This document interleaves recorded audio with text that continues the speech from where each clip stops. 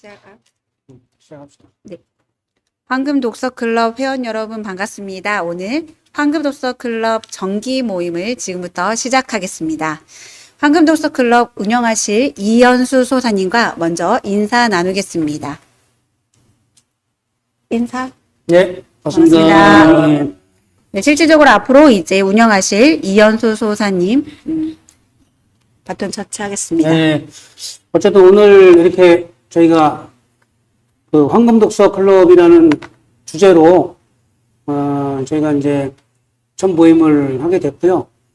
말 그대로 이제 황금독서 클럽은 저희가 이제 개벽을 실질적으로 준비하고 대비하는 그런 모임이다. 그래서 증산도 바로바로 말씀하시고 또 주거니 받거니 이렇게 자유롭게 이 책을 가지고 우리가 공부하는 시간이에요. 누가 딱 일방적으로 뭐 이렇게 강의하는 시간이 아닙니다. 아니고 주거니 받거니 이제 공부하는 시간이니까 이렇게 부담 없이 한번 공부를 하시면 될 것 같아요. 일단 이 책은 제가 이제 페이지를 한번 볼게요. 제가 서두에 잠깐 설명 좀 드릴게요. 4페이지 한번 보실까요? 4페이지 한번 넘겨보실래요? 이것이 개벽이다. 개정 3판 서문 4페이지를 한번 볼게요. 4페이지. 책의 어떤 큰 틀을 알려면 이제 서문을 이렇게 좀 봐야 돼요. 서문을 좀 봐야 되니까 서문에 있는 내용을 좀 간략하게 말씀을 좀 드리겠습니다. 거기 이제 천지가 병들었다 이런 얘기를 했고요. 거기 우리가 세계 자연기금은 거기부터 한번 같이 한번 읽어볼까요?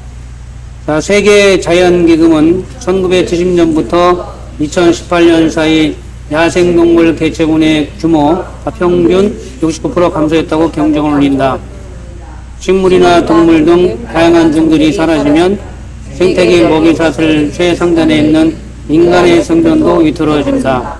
과학자들은 지구상 생명체가 이미 제6의 멸종 시대로 진입하고 있다고 경고한다. 지금 세상에서는 이미 제6의 멸종으로 들어가고 있다. 지금 뭐 우리가 알고 있는 그 야생 동물들이 지금 거의 70%가 사라졌어요. 소멸. 그러면 이제 이 생태계 자체가 먹이사슬로 돼 있고 연결돼 있잖아요. 그 인간 그 생태계 가장 피라미드 제일 위에 중심에 인간이 있는데 결국에는 인간 생명도 위태롭지 못하다. 그래서 이제 요즘에 전문가들이 이제는 그 제6의 멸종 시대로 진입하고 있다. 그런 얘기를 하고 있고요. 그리고 이 책은 한마디로 이제 개벽 정보, 개벽에 관련된 정말 그 앞으로 정치, 경제, 문화, 예언과 종교 모든 그 개벽에 대한 정보를 처음으로 이렇게 망라를 해서 이렇게 제시를 해주고 있는 그런 책이고요. 굉장히 방대한 책이에요. 함축이 되어 있고. 자, 이제 5페이지 보시면은, 거기, 자, 격변의 비밀, 거기서 이제 한번 읽어보면은, 자, 이 격변의 비밀은 천지의 거대한 계절 변화인 개벽, 지금까지의 모든 질서를 바꾸고 새 생각을 열어제치는 변혁의 손길, 가을 개벽을 알 때만 볼 수 있다. 개벽의 본래만은 천지 개벽으로 그 뜻은 하늘과 땅이 새롭게 열린다는 것이다. 자, 이게 이제 이 가을 개벽의 그 어떤 변화를 얘기하는데, 사실 이제 이거 개정판 서문인데, 원래는 우리가 이제 초판 서문을 봐야 되는데요. 10페이지 한번 볼게요. 10페이지.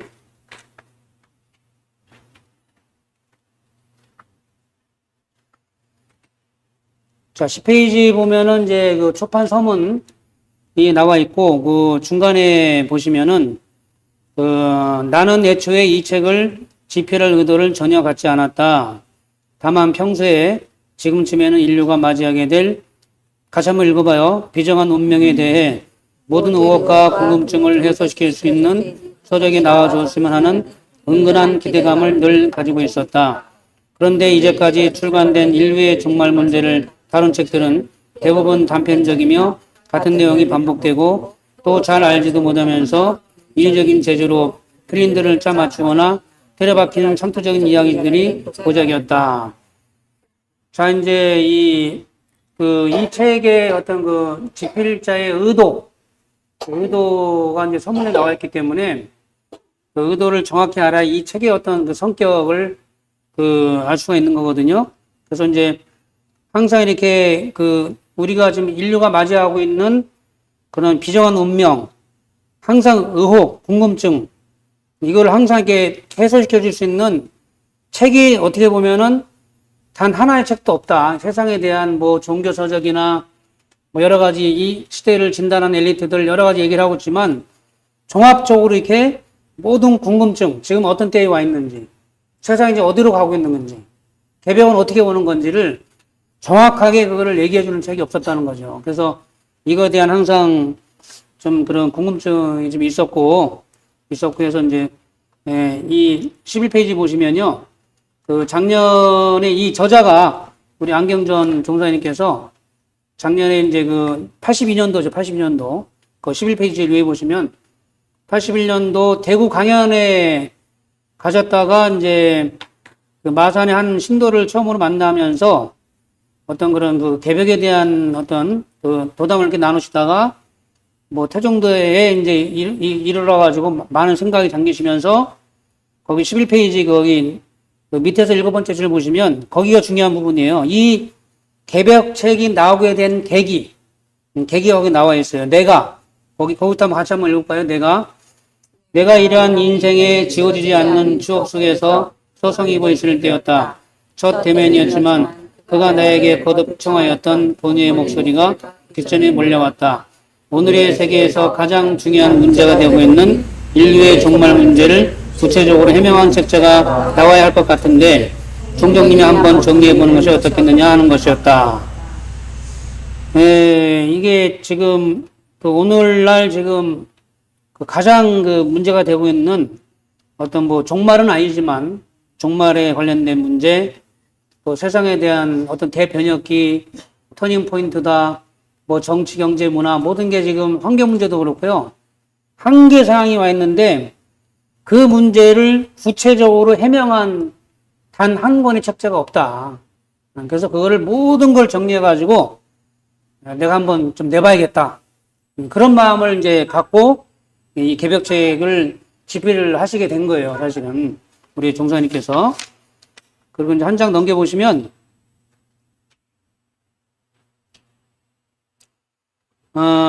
그리고 이제 거기, 지금까지 그토록, 거기 한번 같이 읽어볼까요? 지금까지 그토록.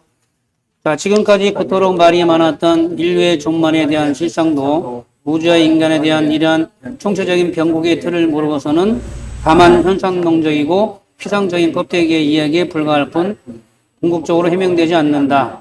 이제까지 몇 차례 경험해 왔으며 오늘에 와서 차원을 달리하여 또다시 부딪히고 있는 인류의 종말 문제는 불교의 세계관으로 해명되지 않으며 기독교의 세계관이나 주역과 정역의 논리만으로도 완전히 해명되지 않는다. 우주의 변화 원리와 그러한 이치로 벌어져 있는 천상 신도의 문제, 그리고 이 두 가지의 힘을 바탕으로 하여 전개되는 지상의 인사 문제가 동시적으로 해명될 때 신비에 쌓인 인류 종말의 수수께끼는 완전히 풀리게 되는 것이다. 자, 결국엔 이 종말에 대한 실상, 이거는 불교에서도 또 기독교에서도 또 우리가 알고 있는 주역과 어떤 정역의 논리에서도 해결을 못 해주고 있다. 그래서 거기 결론적인 말씀이 나와 있는데 이 종말에 관련된 이 실상, 종말에 대한 관련된 이 실상을 이 변화의 실상을 아시려면 첫 번째는 우주가 변해가는 원리를 알아야 된다. 우주가 변해가는 원리. 더군다나 이 책의 이제 예언가들이 나름대로 앞으로 이 세상에 대해서 예언을 하고 있지만 그 모든 바탕은 우주 변화 원리를 모르면 그 코드를 풀 수가 없다는 거죠. 해답을 얻을 수가 없다, 사실은. 그래서 그걸 알아야 되고, 첫 번째로. 그 다음에 신도의 문제. 이게 모든 게 어떻게 보면 신의 역사거든요. 원래 우리가 뭐 히스토리라고 하는 그런 역사 그 의미도 원래는 그런 히스 스토리다. 원래는 그의 이야기, 하나님의 이야기, 모든 거는 어떤 신의 역사로 전개되는 거기 때문에 어떤 심도의 문제, 그리고 그걸 바탕으로 해서 펼쳐지는 어떤 인사, 이렇게 우주변화 원리와 심도 문제와 어떤 인사, 이진사라고 하는데 이거를 이 세 가지가 동시에 해명이 돼야만 우리가 아주 궁금해하는 인류의 종말의 수수께끼를 완전히 풀 수 있다는 거예요, 사실. 근데 그거를 해명한 책이 없어요. 해명한 책이. 그러니까 이 책에서는 그거를 종합적으로 이렇게 그걸 해명을 해주고 있다. 그래서 그거를 좀 보시면 되고요. 그다음에 13페이지 거기 보시면 본서는 한국의 뿌리 역사, 또 이것만 얘기하는 게 아니라 한국의 뿌리 역사와 우주변화 원리, 종교 도맥 모든 거를 종합적으로 다룬 교양 서적이다. 뭐 이런 얘기를 하고 있습니다. 그래서 이제 초판에 관련된 그 내용을 보면 이 책을 집필하게 된 계기, 그리고 이제 이 모든 문제를 이렇게 풀 수 있는 코드는 바로 아까 세 가지를 얘기를 했습니다. 우주변화 원리와 심도와 역사를 종합적으로 이렇게 연결해서 봐야 된다는 거. 출판 서문이고요. 그 다음에 이제 거기 7페이지, 자, 9페이지 한번 볼게요. 9페이지.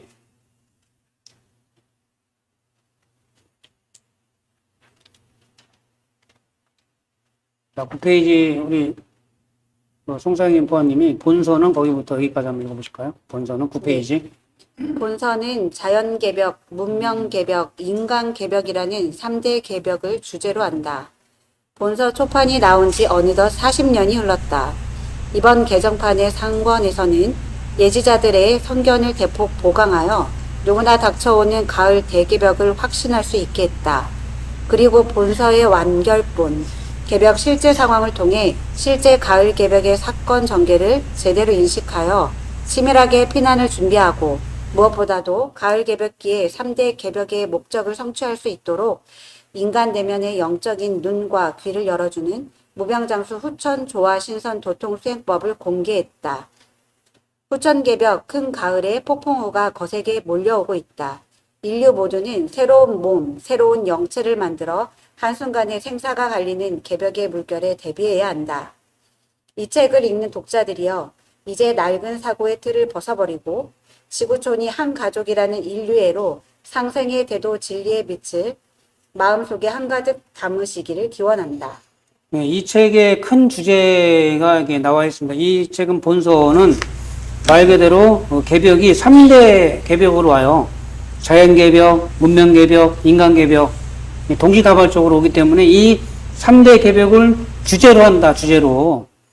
그래서 이제 본서가 1982년도와 초판이 나온 이후로 40년이 흘렀고요. 요번에 이 개정판, 여기서 예언가들의 그 내용을 대폭 요번에 보강을 해가지고 중요한 거는 다가오는 가을 대개벽, 모든 변화 원리는 한마디로 개벽인데 그걸 확신하게, 개벽이 이렇게 오는구나. 그럼 어떻게 준비를 해야 되는지 그걸 확신하게 이렇게 보강을 했다. 그리고 이제 무엇보다도 이 모든 3대 개벽을 성취할 수 있는 또 궁극은 우리가 무병장수, 후천조화 신선, 도통수행법을 공개를 했다. 결론은 이제 앞으로는 변화를 모든 걸 이겨내고 개벽을 준비하는 궁극은 우리가 이 도통수행법, 이게 상생방송에서 몇 년 전에 공개가 됐고 이걸 함으로 해서 모든 걸 이겨내고 준비할 수 있다는 큰 틀로 이렇게 말씀을 하고 계시고요. 어떻게 후천개벽이라고 하는 이거는 생사가 갈리는, 앞으로 죽느냐 사느냐 생사가 갈리는 판단하는 그런 문제이기 때문에 개벽의 물결을 철저하게 대비를 해야 된다. 이 책이 바로 그 개벽에 대해서 정확하게 알고 언제 오는지 어떻게 오는지를 알고 그걸 준비하는 그런 책이에요. 사실은 우리가 그런 사실은 모임이고요. 그래서 이제 여기서 우리가 이 종말과 개벽에 대한 그 차이를 한 세 가지를 말씀을 드리면은 우리가 이제 이 종말이라고 하는 종말은 뭐냐면 시간관이 좀 달라요. 서양에서는 처음과 있고 끝이 있고, 근데 동양에서는 개벽, 열린다, 뭔가 순환한다는, 신앙이 시간 개념이 순환한다는 개념이기 때문에 달라요. 그래서 종말은 원리가 없어, 이치가 없어요. 근데 이 개벽은 우주가 돌아가는 이치가 있다. 첫 번째 차이점은 그거고요. 두 번째는 이제 그 이치가 있으면은 정확하게 어떻게 계획이 오고 어떻게 준비를 해야 되는지 구원관이 확실히 있는데 이 종말관에는 구원관이 없어요. 그냥 무조건 믿는 그런 환상적인 그런 식으로 진행이 되고 또 세 번째 이 종말과 계획의 차이는 미래가 정확히 없어요. 미래 어떻게 계획 후에 또 앞으로 어떻게 이 세상이 펼쳐질지 정확하게 그 미래를 얘기한 그런 책이 없다. 종말론에는 그런 미래관이 없는 거죠. 이 세 가지 차이를 좀 알아둘 필요가 있고요. 자, 좀 한번 넘어가겠습니다. 넘어가고. 자, 15페이지 보시면 그 상권에 대한 이렇게 그 1부, 2부, 3부, 4부 나오는데 이 특히 노스트라다무스에 관련된 그 우리나라에 그 나와 있는 책 중에 이것이 계획이다 이 책이 가장 해석과 정리가 잘 되어 있는 유일한 책이다. 사실은 이 계획책이 뿐만 아니라 남사호 선생이라든지 불교, 기독교 여러 가지를 핵심적으로 이렇게 볼 수 있는 눈을 열어주는 유일한 책이에요. 사실 이 책이. 네. 그걸 좀 한번 살펴볼 필요가 있고요. 그리고 한번 넘어가겠습니다. 넘어가고 자 24페이지.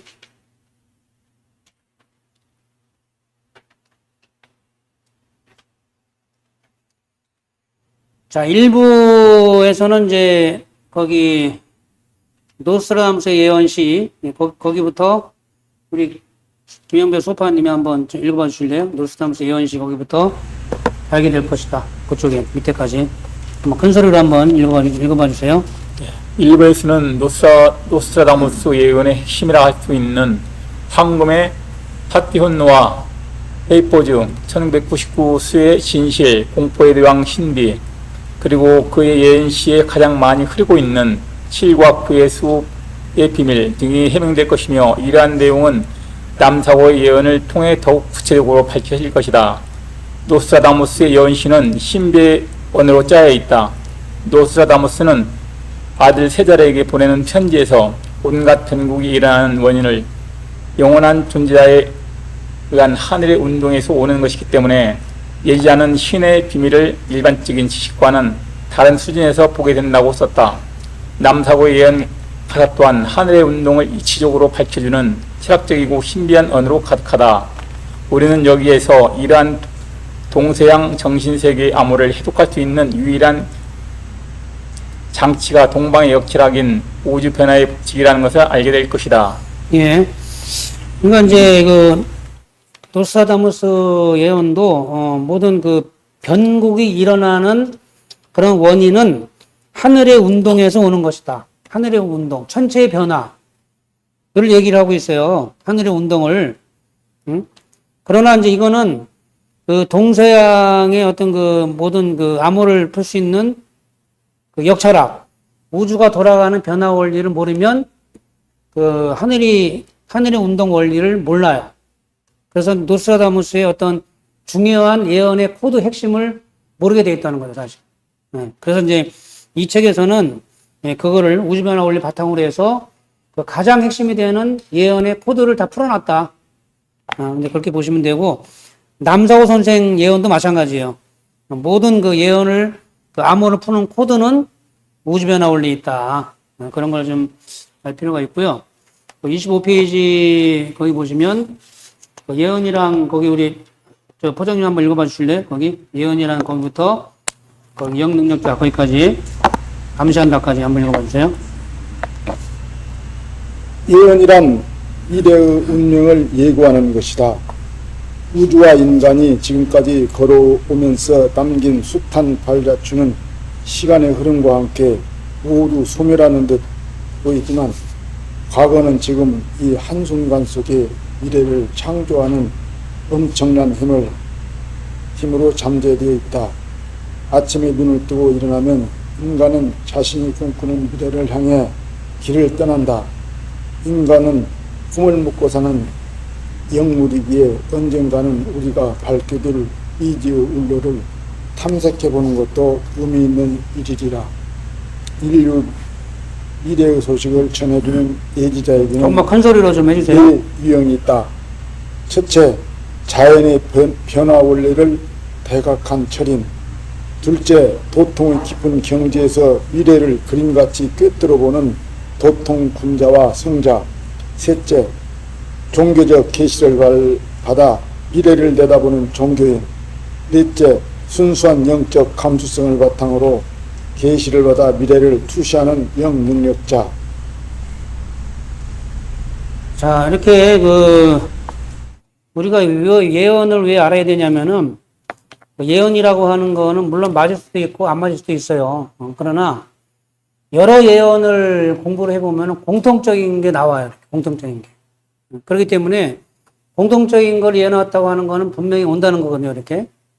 그래서 이제 우리가 예전에 예언하면은 이제 이율구 선생 아시죠? 이율구 선생이 예전에 1592년도 임진왜란 터지기 전에 원래 선조대왕한테 임진왜란이 터지니까 그 당시에 이제 1584년도에 국방장관을 역임을 했어요. 이율국 선생이. 근데 선조대왕한테 임진왜란이 터지니까 준비를 해야 된다. 네, 10만 양병설이라든지 그거를 얘기를 했어요. 수도 없이 얘기를 했어요. 10만 양병설. 그러나 다 받아들이지 않았기 때문에 그래서 자기가 3가지를 준비를 해요. 3가지. 임진왜란을 대비해서 3가지를 준비하는데 그 하나가 뭐냐면 이순신 장군을 찾아가가지고 뭐라 그랬냐면은 두보의 시를 1000번을 읽어라. 두보의 시를. 그런 가르침을 줍니다. 근데 두보의 시 그 중에 뭐가 있냐면은 동령이 숨어 있는 곳에 물이 곧 막내. 그런 구절이 있어요. 두보의 시에. 근데 동령이 숨어 있는 곳에, 동령이라고 하는 거는 숨어 있는 용이잖아요.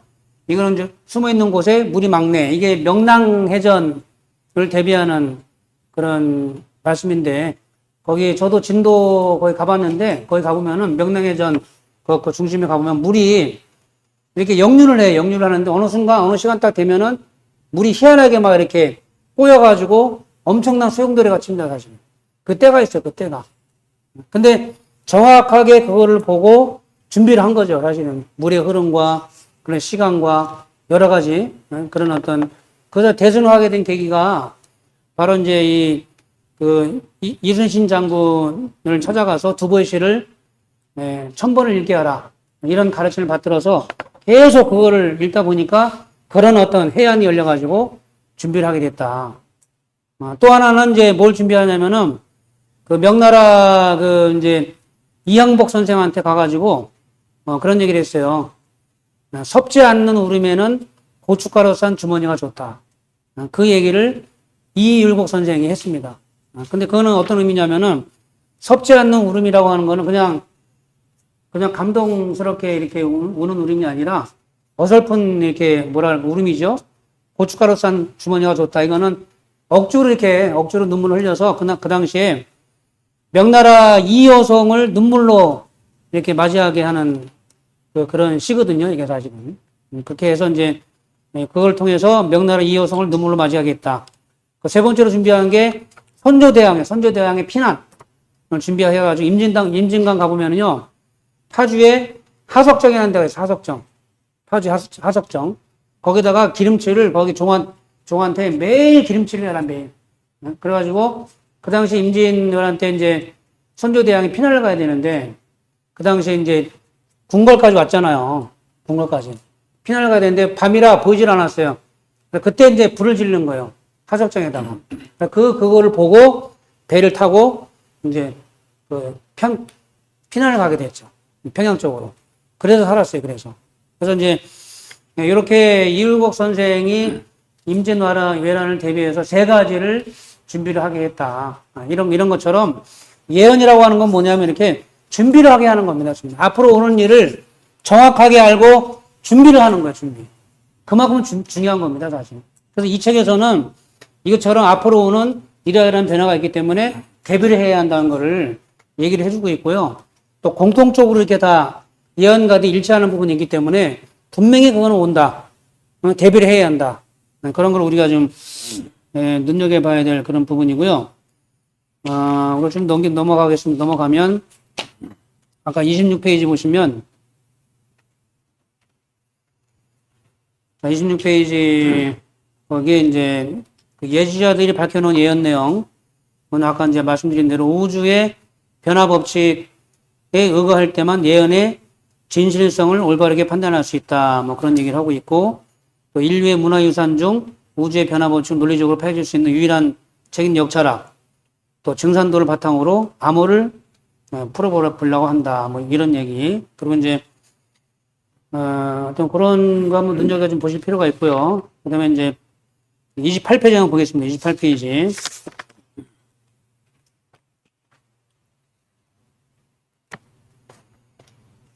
자, 28페이지 이제 본격적으로 이제 그 예언, 미셀 노스트라다무스에 대한 예언을 좀 볼 텐데, 미셀 노스트라다무스는 거기 한번, 쭉 한번 읽어볼까요? 거기, 우리 이용전 우리 회장님이 쭉 한번, 29페이지까지 한번 큰 소리로 한번 좀 읽어봐 주시죠.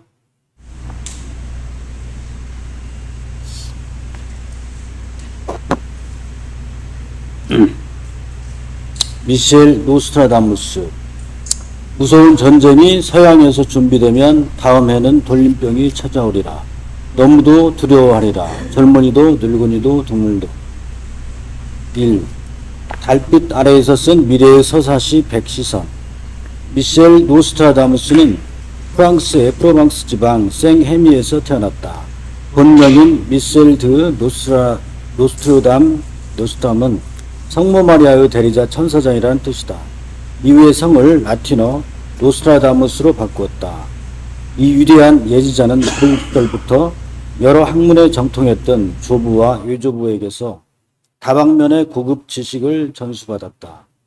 이미 12세 때 라틴어, 히브리어, 그리스어 공부를 끝냈으며 점차 고전문학, 수학, 의학, 점성술, 연금술 등의 전문 지식을 풍부하게 습득했다.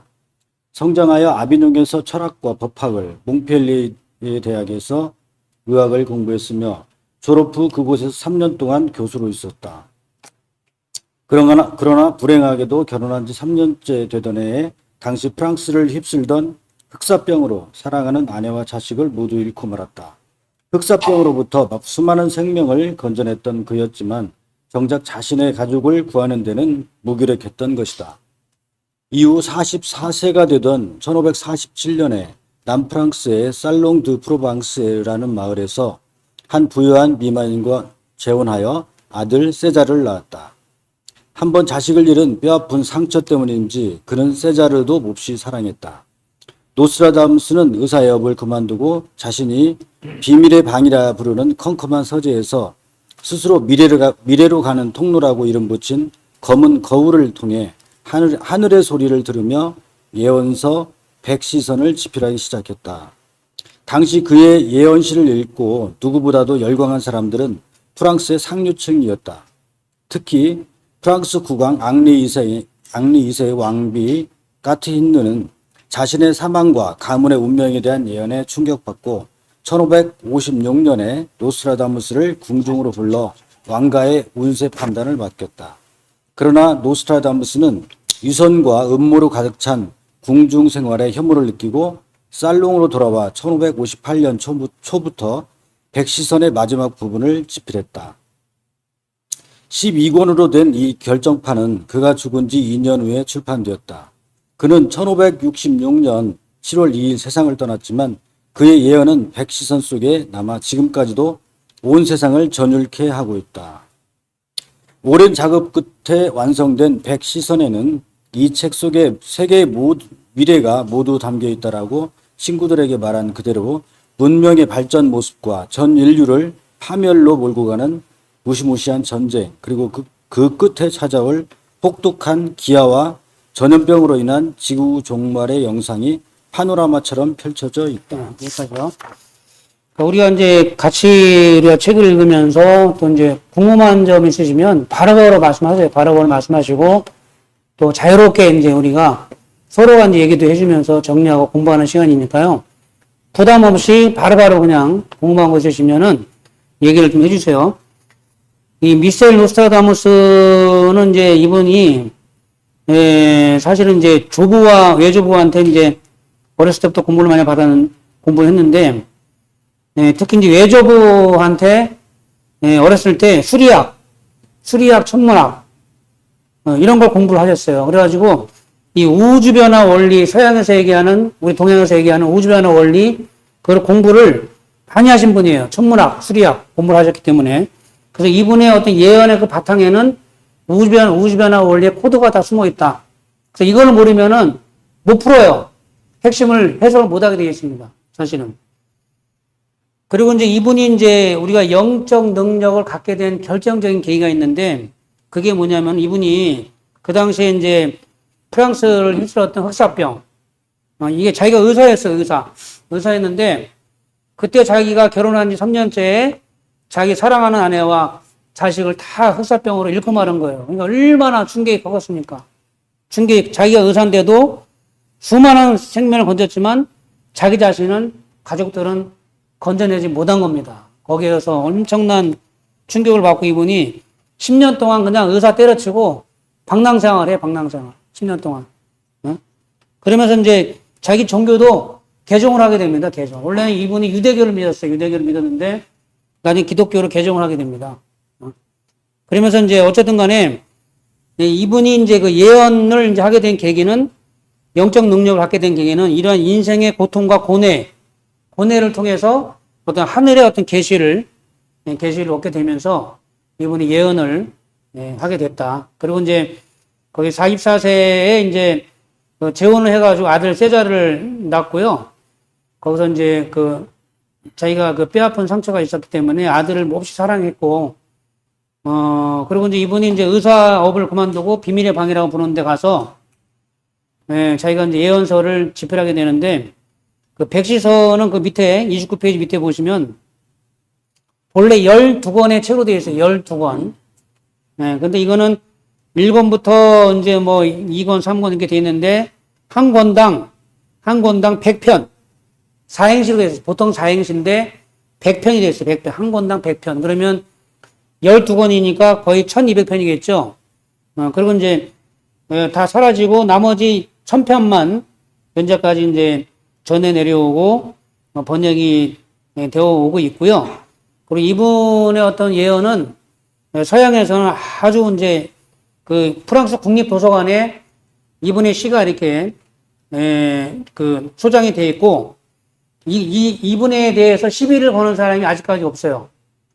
왜냐하면은 이분은 자기가 직접 이거를 자기가 직접 보고 출판을 했기 때문에 그 누구도 이분의 어떤 그 시에 대해서는 시비를 거는 사람이 없다. 그렇게 해서 이제 그렇게 국립박물관 거기에 이제 이게 국립도서관에 소장이 되어 있습니다. 이게 되어 있고, 자 30페이지 넘어가 볼게요. 30페이지.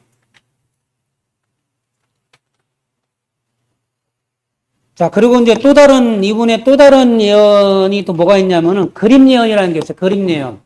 아까 그는 백시선이고, 백시선은 그 사행시로 되어 있는 예언이고요.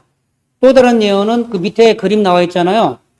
그림 예언이라고 해가지고 그림으로 예언을 표현한 게 발견이 된 게 언제 발견이 됐냐면 20세기 후반에 400년간 로마 국립도서관에 400년간 숨겨져 있던 예언서가, 그림 예언서가 발견이 된 겁니다. 그래서 이게 16세기에 제작되었다는 게 규명이 됐어요. 과학적으로 규명이 됐고, 이 그림 예언서는 자기가 직접 그린 수채화가 많이 이제 수록이 되어 있고요. 거기 보시면 뭐 2001년도에 미국에서 일어난 9.11 테러 그림도 있고, 거기 보면은 31페이지 보면 왼쪽에 밑에 있잖아요. 이렇게 타워가 이렇게 불타오르는 그런 그림. 이제 이게 9.11 테러 때 일어난 그걸로 이제 해석을 하고 있거든요. 그래서 이렇게 그림 예언이 있다, 그림 예언. 이렇게 알아두시고요. 그러면 이제 우리가 이제 32페이지 보시면, 자, 본격적인 이렇게 이제 중요한 내용만 몇 개만 좀 볼게요. 이거 다 볼 수가 없고, 거기 이제 우리 고병무 우리 재무서관님이 1990 거기부터 해가지고 한번 읽어봐 주시죠. 1990 7일가 하늘에서 불꽃병이 내려오리라. 구글 모양으로 다음이 부활한다. 화성을 전으로 홈플에 지배하려는. 그 밑에 이 예언시의 프랑스 거기부터 한번 읽어주세요. 중간에. 예언시 프랑스 연금 첫 줄에 나오는 낭미 웨프섬 무낭투 네프를 많은 학자들은 글자 그대로 1999년으로 해석하고 있다. 그런데 현대 프랑스에서는 이 99라는 숫자를 4 곱하기 20 플러스 19라고 표기한다. 10세기 프랑스어인 무낭투 네프라는 말은 현대 프랑스어처럼 4 곱하기 20 플러스 19가 아니라 99로 해석되며 엄밀하게 따지면 90의 9로 해석할 수 있다. 또 네프라는 단어에는 아홉이라는 뜻 외에 새로운 신창이라는 뜻도 들어있다. 그러므로 이 구절을 단순히 1999년으로만 이해하면 안 된다. 본문의 뜻을 손상시키지 않으면서 문제의 시를 우리말로 옮긴다면 1999 시르 달로 해석할 수 있다. 9라는 수는 새 질서의 개벽으로 들어서는 대변혁의 시간 과정을 뜻하는 것으로 봐야 한다. 노스트라다무스는 자신의 모든 예언시를 보통 사람이 쉽게 알 수 없도록 고의적으로 난해하게 구성한 이유를 밝히면서 비록 미래의 소식을 비밀스럽게 전할지라도 그것은 영원한 하나님으로부터 오는 것이기 때문에 마침내 알 수 있다고 했다. 예, 여기까지요. 어쨌든 우리가 이 노스트라다무스의 그 예언 핵심만 제대로 봐도 그 앞으로 오는 변화 원리를 다 얘기했다. 사실 다 얘기하고 중요한 거는 해석을 어떻게 하느냐에 달려있는데 아까 말씀드린 대로 이 우주변화 원리가 바탕이기 때문에 그걸 모르면 해석을 못해요. 이 책에서만 처음으로 밝혀놓은 겁니다. 그 해답, 해석에 대해서.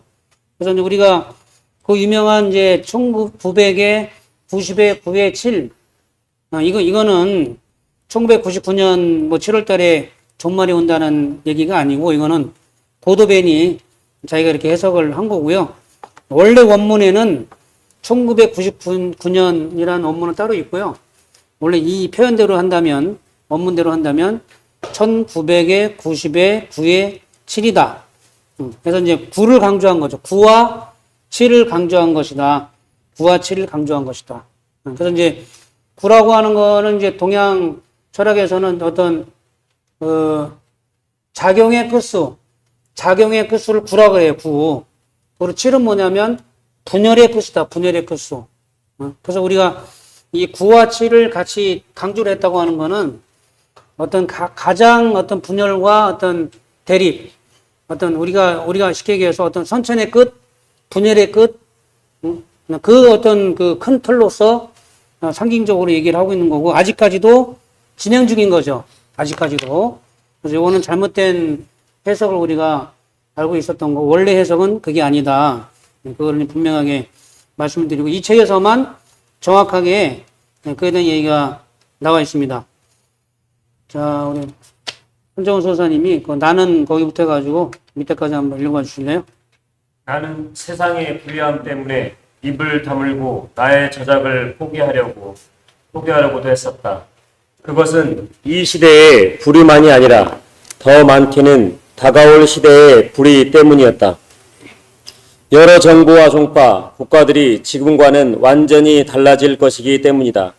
내가 앞으로 닥쳐올 일을 분명하게 밝혀서 쓴다면 현재 권력 자리에 있는 사람들, 종파나 각 종교의 지도자들은 그들이 진실이라고 믿고 있는 것들과 이 사건들이 대단히 다르다고 생각하고 이를 비난할 것이다.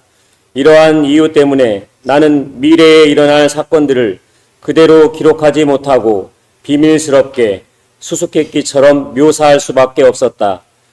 또한 장차 일어날 일들이 놀라기 잘하는 사람들을 분노케 하는 일이 없도록 모든 것은 모호하게 쓰였다.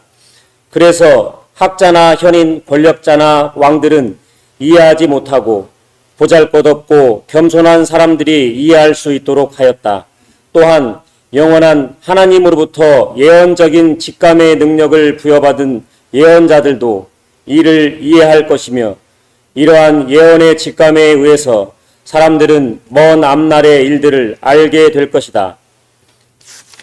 그러므로 하나님이 생명을 창조하고 만물을 주재하시는 근본 원리를 알기만 한다면 그가 남긴 예언의 수수께끼도 풀 수 있는 것이다. 예. 하여튼 요거를 이제 우리 한정수 선생님 이거 어떻게 좀 해석을 하셨어요? 요 내용을 보고 어쨌든 우리가 그 이분이 노스트라다무스가 예언을 정확하게 표현을 못했던 이유가 나와 있는 거거든요. 그게. 예. 그래서 그 부분 어떻게 지금 좀 생각하고 계신지. 아까 예. 그 노스트라다무스가 이 예언의 문으로 들어오게 된 계기가 자기의 인생이 한번 망한 거잖아요. 예. 그러면서 그 어둠 속에서 비밀의 방에 들어가 있는 모습이 제가 이거 읽으면서 제가 이 증산도 진리를 만나고 공부했던 그 20대가 떠올랐거든요. 가장 힘들 때 진리의 목소리가 들리고 그때 가장 어떻게 보면 순수해지고 세상에 뭐 욕망을 가지고 권력을 가진 자보다도 나의 어떤 그 진리의 메시지를 받은 그거를 누가 이해하기 좋을까? 어떤 사람들이 이거를 나의 말을 알아들을 수 있을까라고 했을 때, 뭐 증산도의 향제님 진리도 마찬가지고 기독교에서도 가난한 자에게 복이 있나니라는 성품 말씀도 있거든요.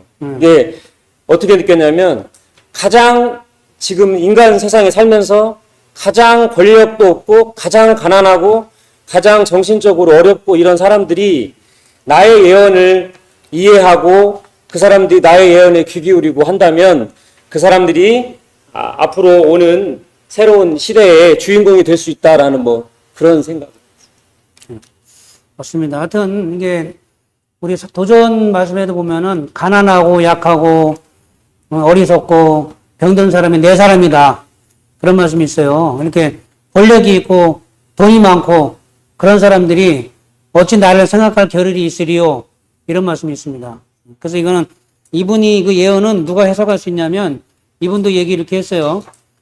보잘것없고 겸손한 사람들이 이해를 할 수 있도록 하였다. 이거는 권력에 있는 사람들 뭔가 이렇게 정말 이게 돈에 쪄들어 있는 사람들 그런 사람들은 이걸 모르게 돼 있다는 거죠. 더 중요한 거는 영원한 하나님의 예언적 직감의 능력을 부여받은 예언자가 이를 이해할 것이다. 이 말은 어떤 의미냐면 정말 어떻게 보면은 이 하나님의 그 신법을 그대로 갖고 있는 그 대행자 이분은 이제 아까 그 뭐 앙골모아 대왕이다 이런 얘기도 표현도 하셨고 뒤에 보면 조비알리스트 이런 표현도 하셨는데 하나님의 어떤 그 신법을 그대로 갖고 있는 그 대행자 그 사람만이 이거를 이해한다. 네, 그런 얘기를 하고 있어요. 그래서 이제 이 우리 종사님께서 이 책에 대한 정확한 해답을 여기서만 이렇게 풀어서 이렇게 해놓은 건데 그래서 이제 하나님이 생명을 창조하고 만물을 근본 원리를 알기만 한다면 예언의 수수께끼는 다 풀 수가 있다. 제일 중요한 거는 우주변화 원리 이거를 얘기하고 있어요. 이거를 알아야만 풀 수 있다. 그런 얘기를 하고 있습니다. 넘어가 볼게요. 자, 그래서 결론적으로 보면요. 결론적으로 같이 한번 거기 읽어볼게요. 자, 결론적으로 노스트라다무스는 결코 1999년을 종말했다고 말하지 않았다. 뒤에서 알게 되겠지만 우리는 영원히 그가 상징적으로 표현한 1900의 90의 9의 시간대에 살고 있다. 노스트라다무스의 예언은 아직 완전히 실현되지 않았기 때문이다. 이게 정확한 이 시의 표현입니다. 1999년이 아니라 어찌됐든 가장 어떤 그 분열의 극기에 와 있는 그런 때를 상징하는 거기 때문에 아직까지도 이때는 실현 중이다. 이런 얘기를 하고 있습니다. 이게 정확한 표현이 되겠죠. 그 다음에 이제 거기 우리 김덕길 소사님이 태양이 황소자리를 이집트 올 때 거기부터 그 35페이지 발생한다고 거기까지 한번 읽어봐 주실래요? 태양이 하늘 땅이 흔들리는 가공할 천재지변, 격렬하게 진동하는 대지, 나라를 집어삼키는 해일, 새 희망을 제일 밑에 그 태양이 거기부터 태양이 태양이 황수다리 20도에 올 때 대지는 격렬하게 진동하며 사람들도 붐비던 거대한 극장이 무너지리라. 대지도 하늘도 땅도 캄캄해지고 혼란해지며 그때는 불신자들도 하나님과 성자를 향해 나아가리라. 7개의 스타디움과 같은 거대한 둥근 산이 평화와 전쟁, 기근과 홍수 뒤에 큰 나라들을 집어삼키며 달려들리라. 아무리 오래되고 집안이 튼튼할지라도. 여기서는 지상의 어떤 지역이 바닷속으로 침몰되어 사라질 것임을 전하고 있다. 거대한 둥근 산은 지각 변동 때문에 발생하는 거대한 해일을 가리키는 것으로 이러한 재난은 홍수와 기근 뒤에 발생한다고 한다. 예. 또 우리가 이게 공부할 때 같이 읽고 공부하는 거기 때문에 중요한 거는 밑줄도 그시고 색연필로 칠도 하시고 기록도 하시고 이렇게 하십시오. 그게 공부가 되는 거예요. 그냥 편하게 그냥 같이 읽고 공부하는 시간이니까 그렇게 하시고, 이게 여기 이제 그 보시면 태양이 황소 자리를 20도를 올 때 대지는 격렬하게 진동한다. 격렬하게. 이건 어떤 이제 천체의 변화를 얘기하는 건데요.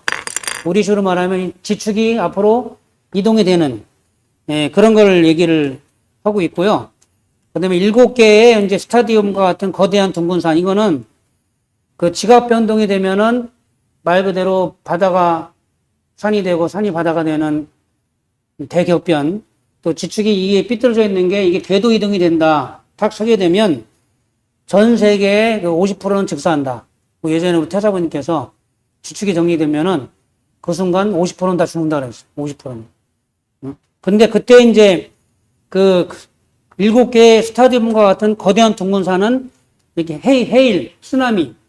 그때 지축이 이제 설 때, 특히 이제 여기 우리나라 같은 경우는 동해안이 이제 그 융기하고 서해안은, 그죠? 서해안이 융기하고 동해안은 가라앉는다 그러잖아요.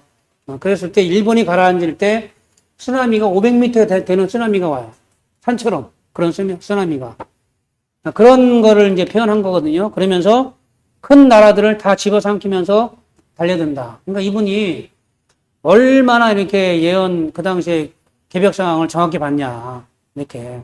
그걸 알 수가 있어요. 사실 해석을 못해서 그러지.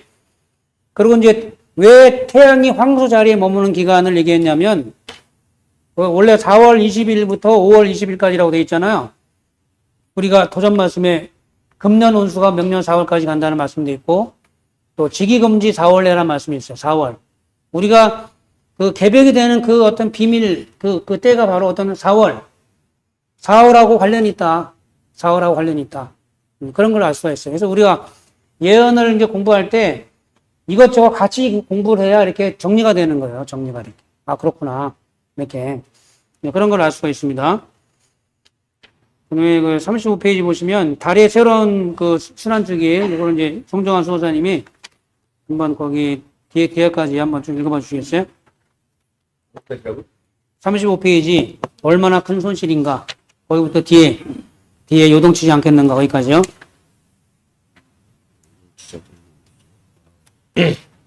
달의 새로운 순환주기. 얼마나 큰 손실인가. 아, 학식은 뭘 할 것인가. 달의 주기가 완성되기 전에 불과 대홍수와 무지한 왕권 때문에 다시 회복되기까지는 긴 세기가 걸리리라. 둘째 행에 달의 주기가 완성된다는 말이 구체적으로 무엇을 의미할까? 지금의 달은 자전축이 5도 정도 기울어져 있다. 그래서 태양과 음양 운동을 할 때 태양의 지배를 너무나 크게 받는다. 그런 점에서 달은 자유롭지 못하다.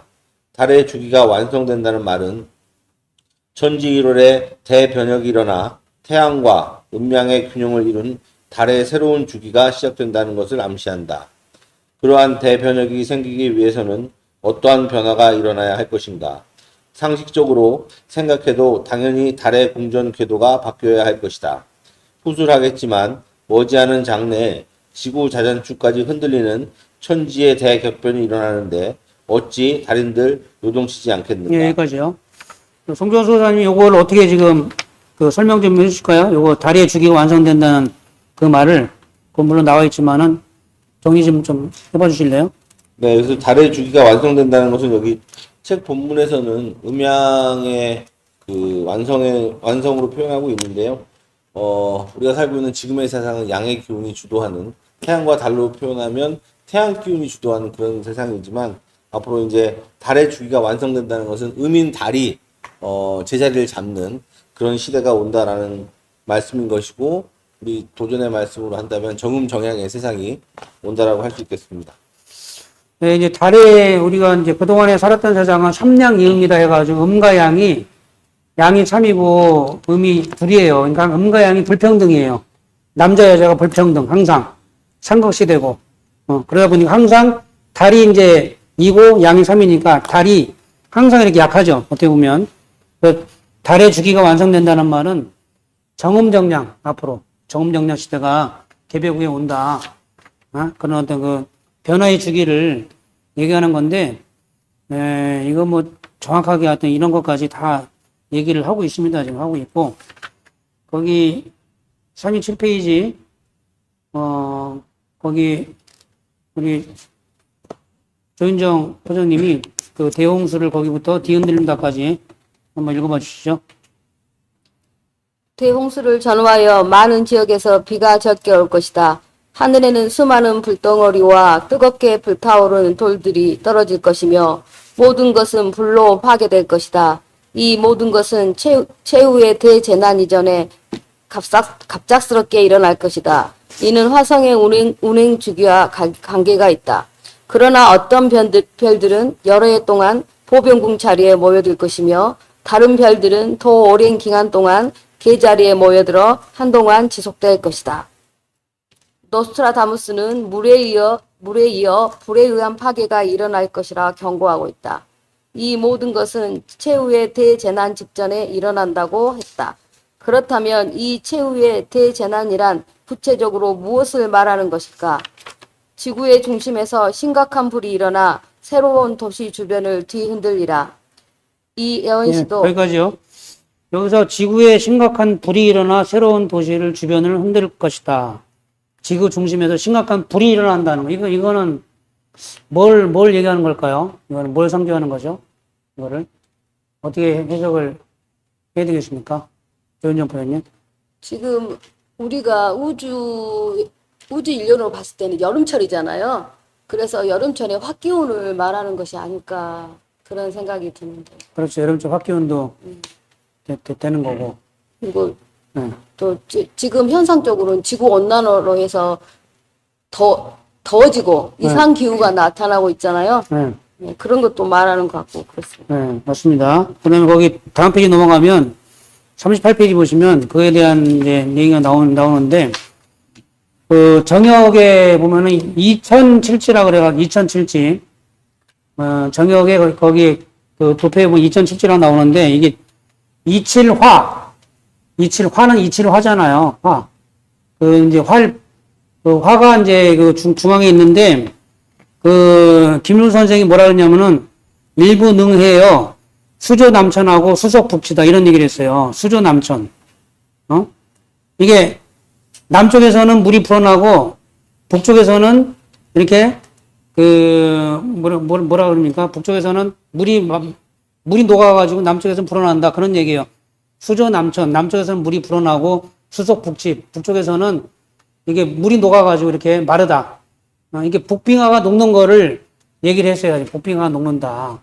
그게 이제 정역에 나오거든요. 그게 수조 남천하고 수석 북치로다. 근데 그 근본 원인은 이제 지구의 내부에 2077, 이 불 때문에 이제 그런 원인이 되는 것도 있고, 그러면서 우리가 지축이 설 때 그 북빙하가 얼마나 넓어요? 그게 다 녹아버리면 그 기울기 때문에 지축이 이동할 수 있다. 네, 그렇게 이제 보는데, 그거를 다 이렇게 여기저기서 얘기를 지금 하고 있어요. 얘기를 하고 있고. 자, 쭉 한번 넘어가 보고, 이제 중요한 거 볼게요. 44페이지 가보세요. 44페이지.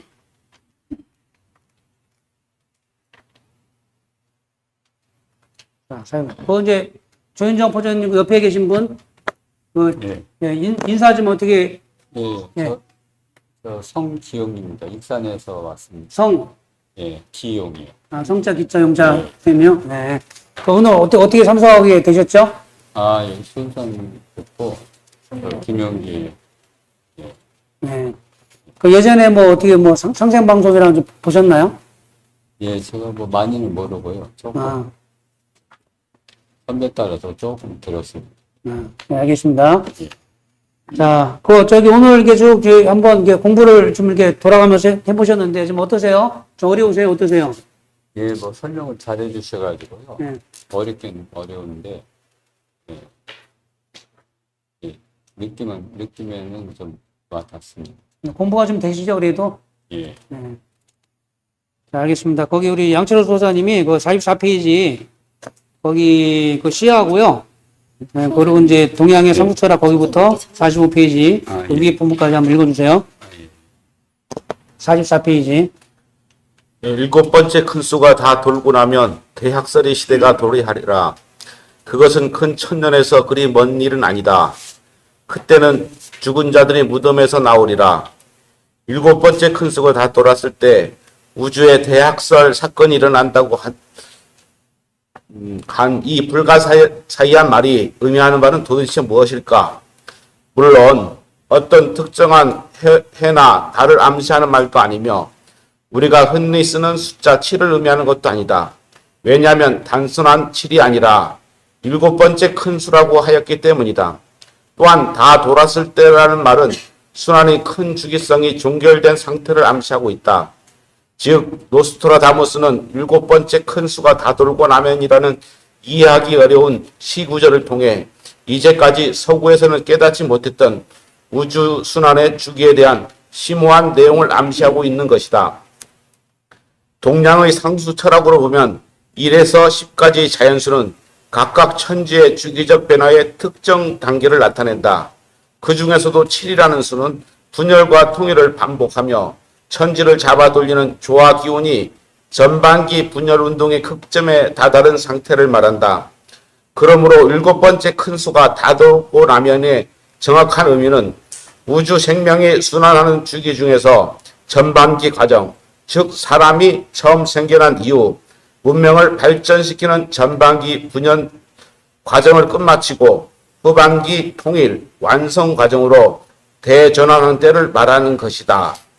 선천 분열 운동의 시간대가 종결되면 분열 기운을 주재하던 칠수, 곧 오화가 정남방으로 물러나면서 지축이 순간적으로 이동하는 대격변이 일어나게 된다. 이 예언시는 천지를 잡아 돌리는 조화 기운이 분열에서 통일로 전환할 때 지구의 공전 궤도가 새로운 궤도로 전환함으로써 수많은 사람이 죽음의 10년으로 떨어지게 됨을 생명의 상수 원리로 암시하고 있는 것이다.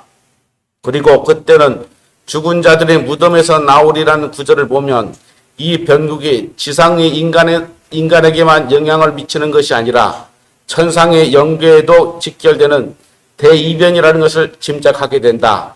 물론 이 말은 죽어서 땅 속에 묻혔던 유골이 사람으로 되살아나는 것을 뜻하는 것이 결코 아니다. 이는 지상의 삶을 마감하고 천상 영계에서 살고 있는 신명들이 앞으로 열리는 지상 성경 세계에 사람으로 윤회해 오거나 아니면 영계 사람으로서 직접 지상에 오는 것을 말한다. 예.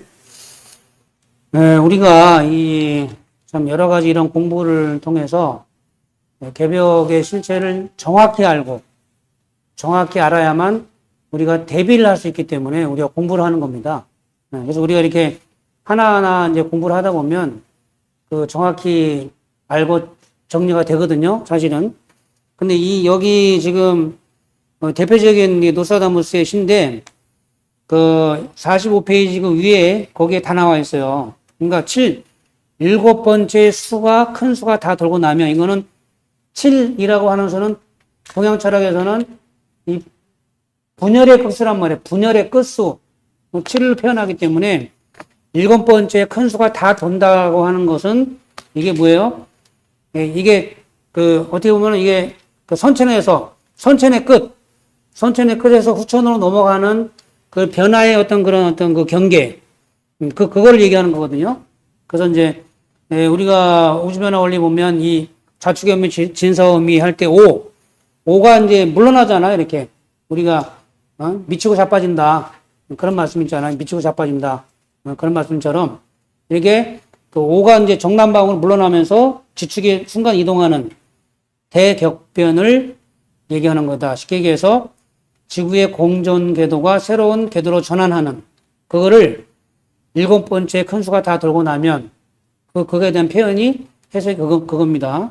그러면 대학살, 아까 말씀드린 대로 지축이 딱 서는데 사람도 충격했는데 딱 서보세요. 어떻게 되나. 이게 결국에는 뭐 지구의 50%가 직사하는 거예요. 그 순간 직사합니다. 직사.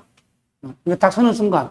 피난을 가거나 아니면 내가 몸 자체가 수행을 통해서 내 몸이 준비가 안 되면 오장육부가 다 터져버려요. 오장육부가. 지축에 서게 되면. 이건 현실이에요. 현실이고 지금 과학에서도 지축이 어떤 지축이 이동하고 있다. 그런 얘기를 하고 있고요. 지금 이미 이거는 과학에서도 밝혀진 바이기 때문에 분명히 오긴 오는 것이다. 근데 이게 그리 큰 천년에서 그리 먼 일이 아니다. 이런 말처럼 굉장히 지금 가까워 오고 있는 겁니다. 사실은 지금. 그래서 복빙화가 이제 전문가들이 복빙화가 5년 안에 다 녹을 수 있다. 그런 전망을 내놓고 있어요. 사실은. 그래서 그런 부분들을 우리가 눈여겨 좀 봐야 될 부분이고요. 그 다음에 이제 그 중요한 게 그 45페이지 그 죽음의 검 이 우리에게 다가오고 있다. 전염병과 3대에 걸친 끔찍한 전쟁과 기근. 그러니까 우리가 얘기하는 이 개벽이라고 하는 거는 세 가지로 온다. 세 가지로. 첫째, 전염병이 오고요. 두 번째는 대전쟁이 온다. 대전쟁. 그 세 번째는 기근인데, 이거는 아까 얘기한 지축 정립을 얘기하는 겁니다. 그러니까 자연개벽, 문명개벽, 인간개벽, 대전쟁, 대병겁, 지축 정립이라고 하는 이 세벌개벽, 세 가지로 이렇게 온다는 거죠. 개벽이 세 가지로. 그래서 그에 대한 구체적으로 그렇게 나와 있고요. 그리고 이제 이 개벽이 오는 원리에 대해서 그 밑에 보시면 별들의 운행에 따라서 이루어진다. 별들의 운영. 그러니까 우주 변화 원리의 바탕. 그리고 이제 천체의 변화에 따라서 이게 개벽이 오는구나. 그거를 알 수가 있습니다. 자, 46페이지 볼게요. 46페이지. 자, 우리 유종범, 우리 선생님, 잠깐 인사 소개 좀 하시고요. 또, 오늘 들으시면서 궁금한 거 있으시면 말씀도 한번 해봐 주시고. 네. 나 유종범이라고 합니다. 이현수 한으로부터 또 공부를 하고 있습니다. 네, 맞습니다. 자, 거기 유종범 우리 선생님도 한번 읽어봐 주실까요? 거기 떠나라. 네, 거기부터 해가지고 저희 밑에까지 같이 한번 읽어봐 주세요. 떠나라 모두 두뇌부를 떠나라. 황금우 사띠혼느가 쇠로 변하리라. 헤이포즈를 거스리는 자는 모두 절멸되리라. 그 전에 하늘은 징조를 보이리라. 이 시는 변혁의 시기에 벌어질 생사 문제와 근본적인 원인에 대한 궁금증을 비유적으로 풀어주고 있다. 주네부는 스위스 국제도시 제네바를 가리킨다. 여기에서 유추하여 이 예언서를 해석할 때 대개 인구가 밀집되어 있는 대도시에서 많은 희생자가 발생할 것이라고 풀이해왔다. 그러나 죽음의 대왕이 어찌 대도시에만 심판의 메스를 가하겠는가? 그는 지상의 인간을 포함한 모든 것을 절멸시킬 것이라고 했다. 절멸되리라는 말은 선한 자와 악한 자, 종교를 믿는 자와 그렇지 않은 자를 가릴 것 없이 인간이라면 누구나 예외 없이 멸망당한다는 것이다. 이는 지상에 있는 모든 인간의 생명에 큰 변화가 일어나게 됨을 의미한다. 예, 거기까지요. 목소리가 참 좋네요. 네.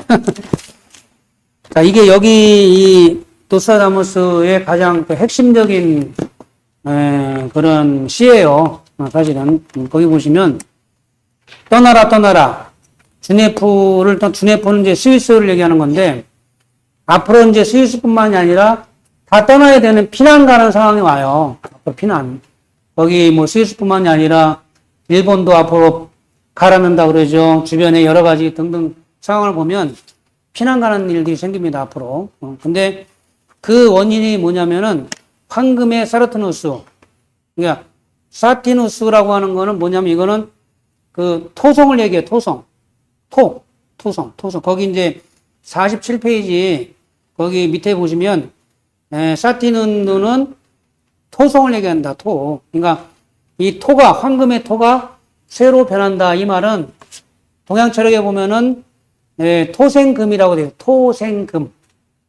우리가 목생화, 또 목생화, 화생토, 토생금, 금생수리 이래가지고 그 동양에서, 동양 철학에서 얘기하는 어떤 상수의 어떤 그 상생의 변화들을 보면 그 화생토란 말이 나옵니다. 이거는 어쨌든 우리가 토생금, 금이라고 하는 가을인데 가을 세상으로 우리가 넘어가기 위해서는 반드시 토인데 그냥 토가 아니라 황금의 토예요. 황금의 토는 47페이지 밑에 나와 있어요. 47페이지 밑에 10토가 바로 황금의 토입니다. 황금의 토.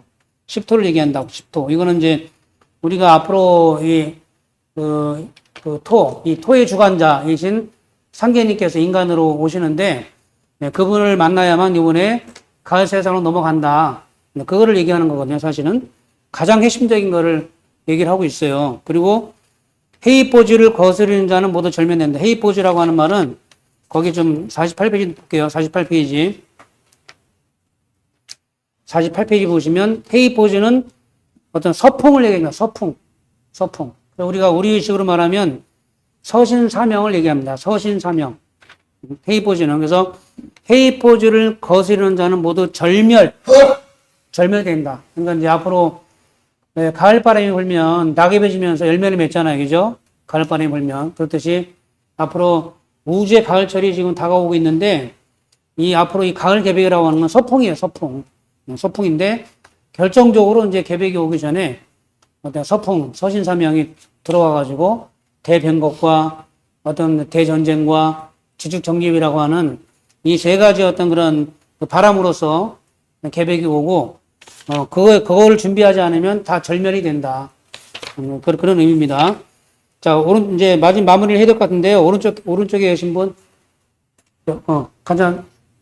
자, 소개 좀 잠깐 이름하고 좀 해주실래요? 네. 오성진이고요. 예. 같이 소개받아서 오게 됐습니다. 아, 그러세요? 네. 그럼 어떻게 저희 책이랑은 읽어보셨나요? 이번에 도전책 받아가지고 그냥 저렇게 그냥 보고 있었습니다. 도전 다 읽어보셨어요? 네. 상생방송도 좀 보셨나요? 네, 오래전부터 그냥 호기심에 그냥 가끔씩 가끔씩? 보고 있었습니다. 네, 알겠습니다. 그럼 거기 밑에 한번 같이 한번 51페이지 거기 그 시 그거 한번 읽어보고요. 밑에 이 공포에 대한 거기부터 밑에까지 한번 읽어봐 주세요.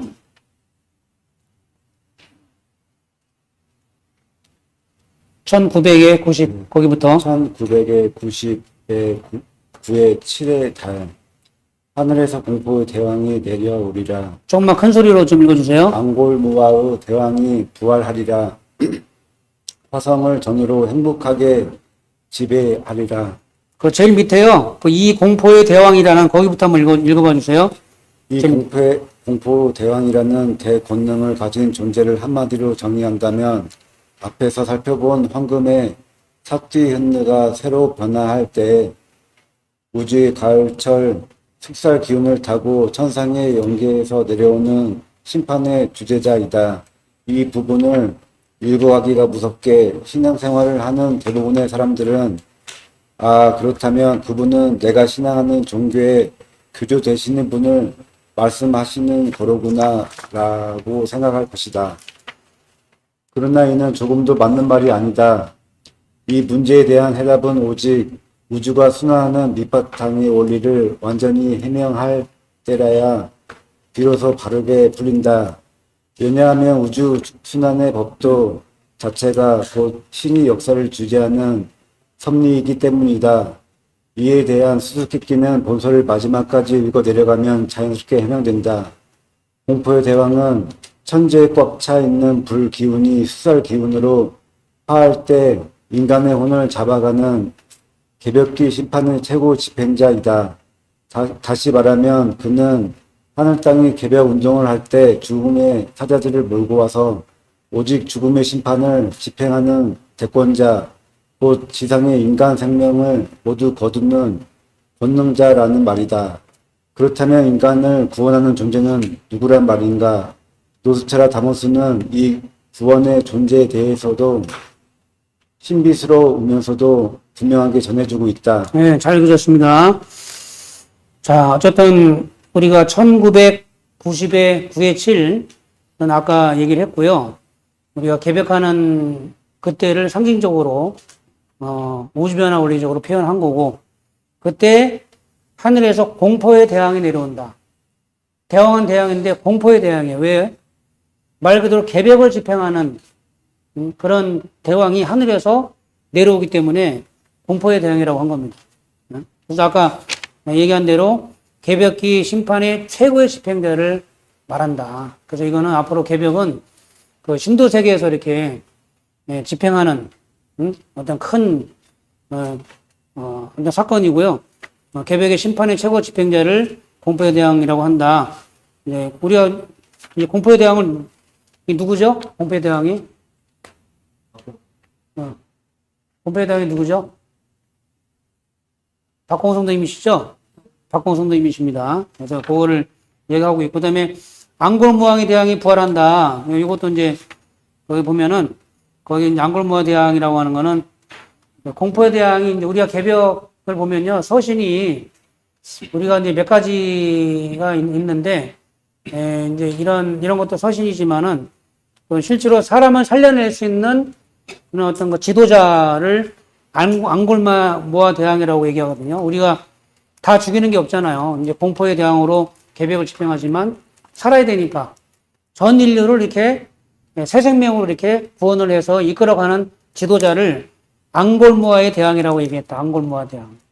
근데 앙골무왕이라고 하는 거는 52페이지 보시면 몽골리아, 즉 몽골계 민족의 국가 중에서도 가장 큰 나라를 앙골무왕다. 그렇게 얘기한다. 근데 우리가 몽고반점이라고 하잖아요. 그죠? 몽고반점. 우리가 다 몽고반점 있죠? 동양에 있는 이 사람들은 다 몽고반점이 있잖아요. 이거는 기마민족의 표상이에요. 몽고반점은. 근데 그 몽고반점 그 앙골무왕의 종주국이 바로 우리 한민족이에요. 한민족. 그러니까 우리 한민족을 얘기하는 겁니다. 한민족. 앙골무왕 대왕은 우리 한민족에서 전 인류를 이렇게 구원을 하는, 집행하는 그런 지도자가 나온다는 얘기예요. 그래서 우리가 이번에 세원에서도 뭐 이재명 대통령이 나왔지만, 그분과 더불어서 어쨌든 이 보이지 않는 어떤 이 세계에서 전 인류를 이렇게 살려낼 만한 그런 지도자가 나온다. 그거를 앙골무왕 대왕이라고 얘기를 합니다. 그 다음에 이제 54페이지 볼까요? 54페이지. 자, 이건 이제 마무리니까 제가 마무리 이제 하면서 마무리할게요. 자, 54페이지 보시면, 자, 거기 한번 같이 읽어볼게요. 그거를. 자, 화성이 무력으로 우리를 위협하고 70회나 피를 흘리게 하리라. 통기자의 보응과 파멸, 그리고 사람들은 그들의 말을 듣지 않으리라. 자, 화성이 무력으로 우리를 위협한다. 옛날부터 화성을 군신이다 그랬어요. 군신, 화성을. 왜 그러냐면은, 화성이 지구에 가까우게 되면은 대재앙이 왔어요. 대재앙. 화성은 화기운이 강하기 때문에 화성이에요. 목성은 목기운이 강하기 때문에 목성이에요. 목화토금수, 거기서 오행이 기운이 오는 겁니다. 이렇게. 그래서 화기운이 강한 화성이 지구에 가까이 올 때 큰 전쟁과 대재앙이 항상 왔다는 거죠. 그래서 우리가 밀물썰물도 달 때문에 생기잖아요. 여자 생리도 그렇고. 이처럼 어떤 이렇게 그 천체의 어떤 변화와 인간의 어떤 역사가 같이 간다는 거예요. 같이 간다. 그리고 태양에 특히 태양에서 요즘에 흑점 활동이 많이 일어나고 있다 그러는데, 태양 비폭발. 그게 많이 일어나면은 통신망이 다 마비가 되어버려요. 통신망이. 근데 그렇게 지금 가고 있어요. 그래서 화성이 무력으로 우리를 위협한다고 하는 거는 어쨌든 간에 이제 어떤 대전쟁, 어떤 계획의 어떤 큰 변화의 시점에서는 그렇게 화성이 다가오게 된다. 70판의 피를 흘리게 된다. 그리고 그때 성직자의 부흥과 파멸, 이제 성직자들이 그들의 말을 듣지 않으리라 해서 우리가 앞으로 이 종교 시대는 다 갔다. 종교 시대는. 그래서 종교가 아니고 이제는 모든 걸 포용하고 하나로 하는 인류 보편의 그런 어떤 지도자, 대도가 나와야 된다. 그런 걸 얘기하고 있고 그 지도자를 자, 54페이지 보시면 위대한 조비알리스트라고 얘기하고 있어요. 자, 과거와 함께 현재 시간은 위대한 조비알리스트에 의해서 심판을 받으리라. 이게 핵심인데 조비알리스트는 그 55페이지 보시면은 조비알, 목성의 기운을 받은 사람이란 뜻이에요. 조비알리스트는 목성의 기운을 받은 사람. 목기운을 갖고 있는 그런 지도자가 나온다. 사실은 우리가 조커라 그래요. 조커. 우리가 축구할 때 그런 뭡니까 이게 결정적으로 이렇게 하는 투입되는 사람들 있잖아요. 축구에서 뭐라 그러죠? 조커라 그러죠. 조커. 그죠? 그런 결정적으로 판을 뒤집는 그런 사람이 조비알리스트고 조커라고도 하고 그 사람은 목성 기운을 가진 사람인데 이제 우리 정도사님이 갑오생이시잖아요. 갑오생, 갑목이고 아까 이제 화는 7화인데 사실은 이제 우리 그거를 이제 우리 지도자님을 얘기하는 건데 어쨌든 이제 교회와 각 종파는 환상으로 바뀌고 파괴로 치닫는다. 네, 그런 얘기 있고요. 57페이지 보시면 자, 동양에 거기 같이 한번 읽어볼게요. 동양인이 자기 고향을 떠나리라. 아베냉 산맥을 넘어 고래에 이르리라. 하늘과 물과 눈을 넘어 누구나 그의 장대로 맞으리라. 이런 말씀이 있습니다. 이게 이 두 개, 56, 57페이지 거기만 마무리할게요. 가장 중요한 이 노스트라다무스의 시가 여기에 나와 있어요. 과연 어떻게 구원을 받을 것인가? 구원. 어떻게? 그게 나와 있는데, 다 동양인이 자기 고향을 떠난다. 왜? 구원을 하기 위해서. 항상 태양이 동쪽에서 뜨듯이 동방의 무리는 동쪽에서 오는 겁니다. 동쪽에서. 백이민족. 기독교에서는 흰 옷을 입은 동방의 무리들, 흰 옷을 입은 무리들이 넘어온다는 얘기도 있고, 그죠? 우리 백이민족을 얘기하는 건데, 아페닉 산맥을 넘어서 골에 이른다. 골은 프랑스예요, 프랑스.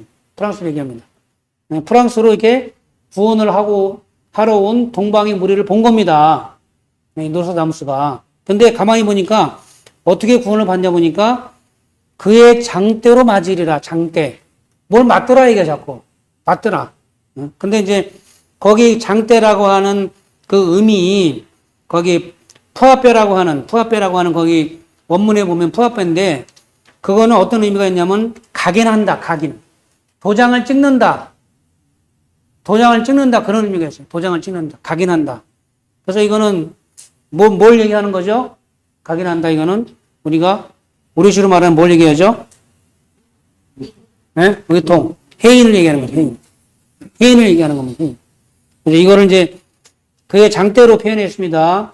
또 불가에서는 해인산매라고 그래가지고 그 해인을 갖고 조선시대 때 정만인이라고 하는 사람이 그 해인을 갖고 해인사로 들어갔다.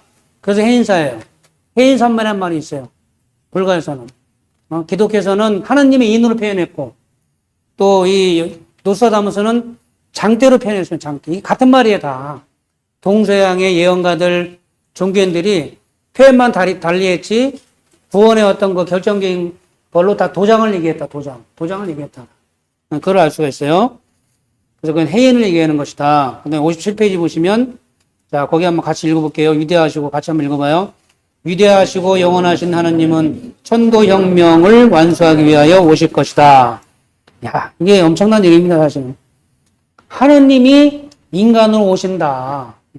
그런 얘기가 노스트라다무스의 예언시에 나와 있어요. 뭘 위해서? 천도혁명을 이루기 위해서 인간으로 오신다. 그런 얘기가 나와 있습니다. 이건 엄청난 얘기고요. 예수의 12사도도 얘기를 못했던 그런 어떤 결정적인, 결론적인 그런 말씀이고, 쭉 넘어갑니다. 넘어가고, 이제, 63페이지. 자, 쭉 넘어가고요. 자, 67페이지 볼게요. 67페이지. 자, 이제 마무리입니다. 마무리. 자, 노스트라다무스와 예언을 나름대로 이렇게 했지만, 그런, 한계가 있어, 한계가.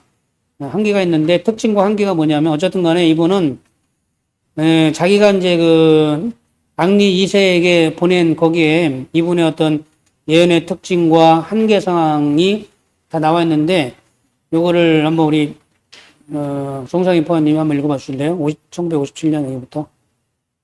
1557년 3월 14일 지금부터 7000년대 초기까지 일어날 일들을 저의 예언대에 기록하였으며 이 시간들은 저의 천문학적인 계산과 그 외의 다른 지식들을 동원해서 추정한 것입니다.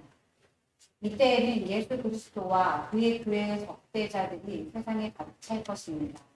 저의 예언들은 천체의 운행을 포함한 연쇄적인 질서 그리고 천문학적인 계산과 저의 또 다른 지식에 의해 산출된 결과들입니다. 예. 어떤 이분은 이제 자기의 예언의 결과를 천문학적인 계산과 다른 지식들을 총동원했다. 그런 얘기를 하고 있고요.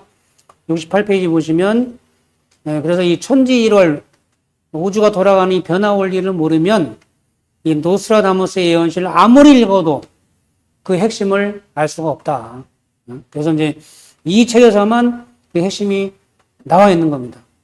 나와 있는 것이고, 그 다음에 이제 거기 69페이지 보시면 이분의 예언의 특징을 얘기하고 있고, 그러나 이제 그 한계가 밑에 보시면 69페이지, 동양 세계와 세계 변형의 구심자리에 대한 내용이 거의 없으며, 미래에 대한 어떤 얘기도 없다. 이게 이분의 그 예언의 한계입니다. 한계고, 이제 마지막 70페이지 보시면,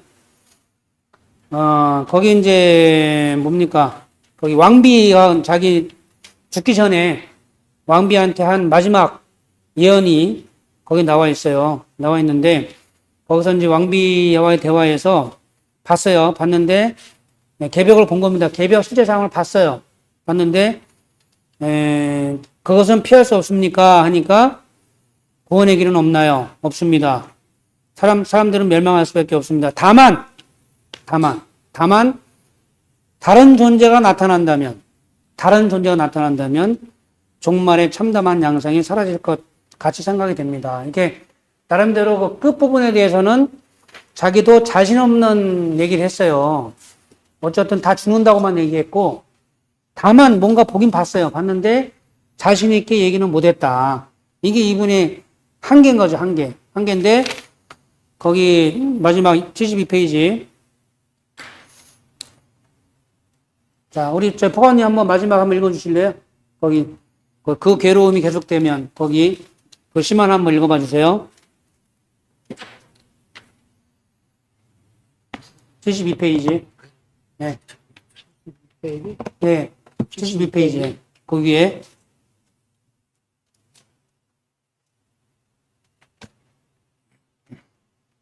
제가 읽을까요?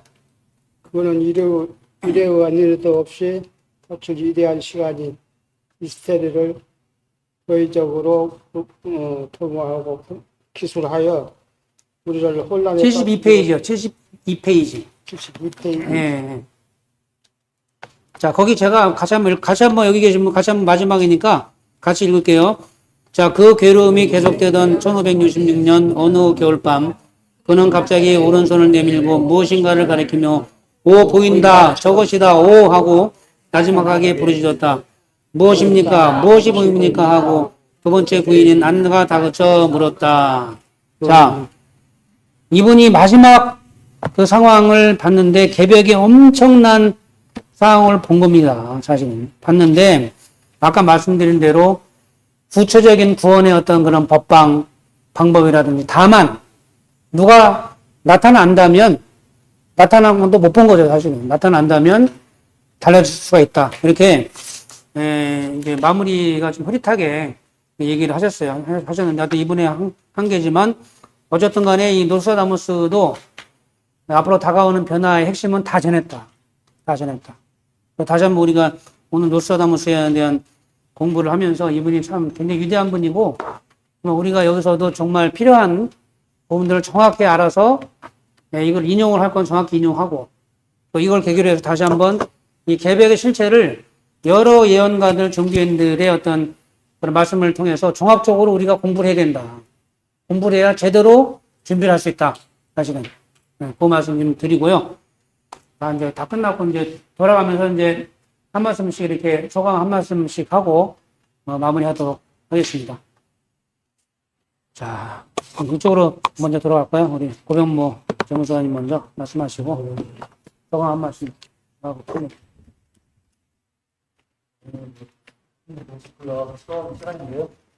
즐거운 시간이었고요. 앞으로도 계속해서 좀 좋은 시간 가졌으면 합니다. 감사합니다.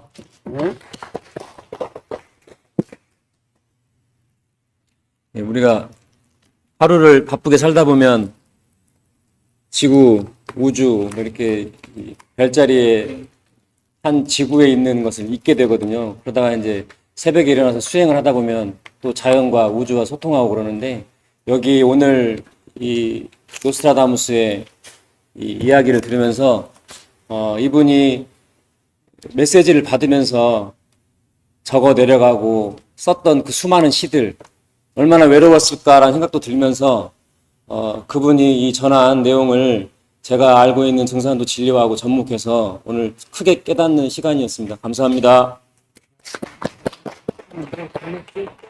네, 한 말씀 인사하시고 그래도. 자, 우리 김덕기 소장님. 네, 반갑습니다. 우리가 공부한다고 하면 거의 요즘에는 PPT 작업하고 한 분이서 이렇게 쓰셔서 얘기를 하고 저희들은 듣는 그런 형태로 공부를 했었는데, 오늘 이렇게 돌아가면서 읽기도 하고 또 다른 데로 느낀 점을 서로 얘기를 하니까 더 집중해서 볼 수가 있겠고, 앞으로도 이런 것이 지속이 되면은 공부가 더 잘 될 것 같은 그런 생각이 들었습니다. 감사합니다. 감사합니다. 네, 뭐 오랜만에 사실은 이것이 기부에 대한 책을 읽어봤습니다. 그래서 과거에 이 책을 처음 읽었을 때 굉장히 재밌게 또 흥분돼서 읽었던 그때가 좀 생각이 나고요. 이제 오늘 처음 아마 이 책을 접하신 분도 있을 텐데, 그냥 처음 접했을 때 좀 아마 어려울 겁니다. 뭐 기본적인 음양오행 정도는 알아야 사실 이해하기가 좀 쉬운데, 그런 부분이 좀 어려우실 텐데요. 다음 시간에는 그 남사고에 대해서 할 테니까 책을 한번 미리 읽어보고 오시는 게 굉장히 중요할 것 같고요. 그다음에 음양오행에 대해서 간단하게 우리 자체 모임에서 뭐 한 20-30분 설명을 한다든지, 아니면 유튜브에 있는 좋은 영상 같은 거라도 이렇게 공유를 해서 기초 공부를 좀 하실 수 있도록 도와드리면 좋을 것 같습니다. 네, 이상입니다. 네, 감사합니다. 네, 제가 이 책을 한 30년 전에 이 책을 처음 접했는데, 그때 이 책은 지금 이 책보다 더 얇았지만 엄청난 두께였잖아요. 지금도 엄청난 두께인데 두꺼웠어요. 근데도 읽어보고 도전 의식이 생겨서 책을 딱 폈는데 너무 어려웠어요. 그때는 제가 우주변화 원리 공부도 안 했었고 못 했었고 입도한 지 얼마 안 돼서 책을 받다 보니까 무슨 내용인지 하나도 모르겠더라고요. 그래서 몇 페이지 읽다가 어려워서 못 읽고 덮어버렸습니다. 방금 우리 송종환 수호사님 말씀해 주신 대로, 근데 여기 계신 분들은 그때의 저만큼 무지하신 분은 안 계신 것 같아요. 저는 이제 물리학과 출신이었고, 입도하기 전에는 무신론자이다 보니까 동양 철학에 완전히 무지했어서 이 책이 너무 어려웠는데, 여기 계신 분들은 다행히도 저같이 무지하신 분은 안 계신 것 같아서 그때의 저보다는 더 쉽게 받아들일 수 있겠지만, 송종환 소사님께서 말씀해 주신 것 같이 다음에는 간단하게 음양오행이라든지 이런 우주변화 원리에 대한 간단한 것을 이렇게 해주시고 이렇게 해주면 더 도움이 되지 않을까 싶습니다. 감사합니다. 네. 예, 저는 예, 노스트라다무스를 들으면서 저는 이제 예언과 뭐 신비의 어떤 그런 이제 마음으로 이렇게 들었습니다. 그리고 저 여러 가지 저 말씀을 편하게 해주셔가지고요. 편하게 마음에 들었고 과거와 미래를 한번 이렇게 생각해보는 그런 마음이 들어서 고맙게 생각합니다. 감사합니다. 네. 저 뒤에 거기 우리 한 말씀 하시죠. 거기 뒤에다가. 저는 처음 이 모임에 참석하기 위해서 완전히 왕 초보라서 특별히 제 말씀을 드리기는 좀 송구스럽습니다. 저는 제가 살고 있는 이 전주가 상당히 역사적으로도 뭐 전주시의 본향이라는 그런 자부심도 있지만은 지상학적으로 굉장히 사람이 살기 좋은 동네라는 어떤 자부심을 가지고 있고 가끔 시간을 내서 저기 전주 치명야산 성당 쪽으로 해서 전주천변을 가로질러 자전거를 타고 이렇게 한 번씩 운동을 나갔다고 그랬는데 거기에서 바라보는 이 보덕산이라는 산은 특히 한병로에 올라가서 바라본 보덕산의 신비는 너무 세상 사람들이 그걸 이 좋은 환경의 전주에서 살고 있다는 그 자신감을 충분히 가질 수 있을 만큼의 풍부한 어떤 지상학적 신비가 있는데 정말 그러한 것들에 대해서 너무 소홀히 하고 있다는 것을 좀 생각해 보았고 특히 그 보덕산은 엄청 그 신비스러운 것을 내포하고 있어서 증명 선생님께서 그 천지 대신문을 연습하는 대원사 그쪽에 전주김씨 시조묘가 있거든요. 전주김씨 시조묘가 보덕산을 바라보고 있는데 아쉽게도 보덕산을 산이 쭉 흘러내려오는 그런 방향에서 산소가 터졌다면은 보덕산으로 좌향이 맞춰졌을 건데 약간 한 놓금 틀어가지고 잠깐 저기 좀 짧게 마무리 좀 해야 되니까. 흐르면서 그 운세로 김주석이 북한에서 47년 동안 막강한 권력을 누리다가 1994년 8월 30일 날 운세가 끝났는데 이런 그 책을 세상에 내놨다가 김주석이 94년 7월 8일 날 서거함으로 인해서 뭔가 지상하게 숨겨진 뜻이 있는가 보다 해가지고 6.25에 많은 악한 감정을 가진 사람들이 그 대원사 우에 전주김씨 시조묘에 가서 산소에다가 척부장애를 찌르고 하는 이런 일까지 벌어질 정도로 보덕산과 모압산 이런 신비스러운 것을 한병로 가시면 잘 보실 수가 있을 겁니다. 그래서 그러한 것을 조금 더 전주에 사신 그런 입장에서라면은 한번 시간을 내서 가보시고 전주가 다른 데에서 품지 못하는 여러 가지 신비스러운 힘이 있다는 것을 조금씩 나중에 이런 모임을 통해서 한번 더 이렇게 재미있게 이야기 나눌 수 있는 시간이 되었으면 좋겠습니다. 네.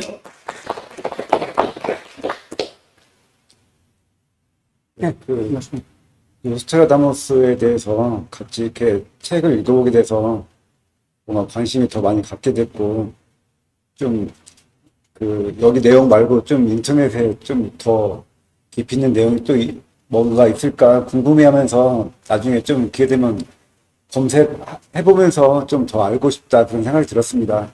네. 아무튼 앞으로 또 이렇게 이런 기회가 있으면 참여해서 더 좀 많이 알았으면 좋겠습니다. 네, 이상입니다. 네, 감사합니다.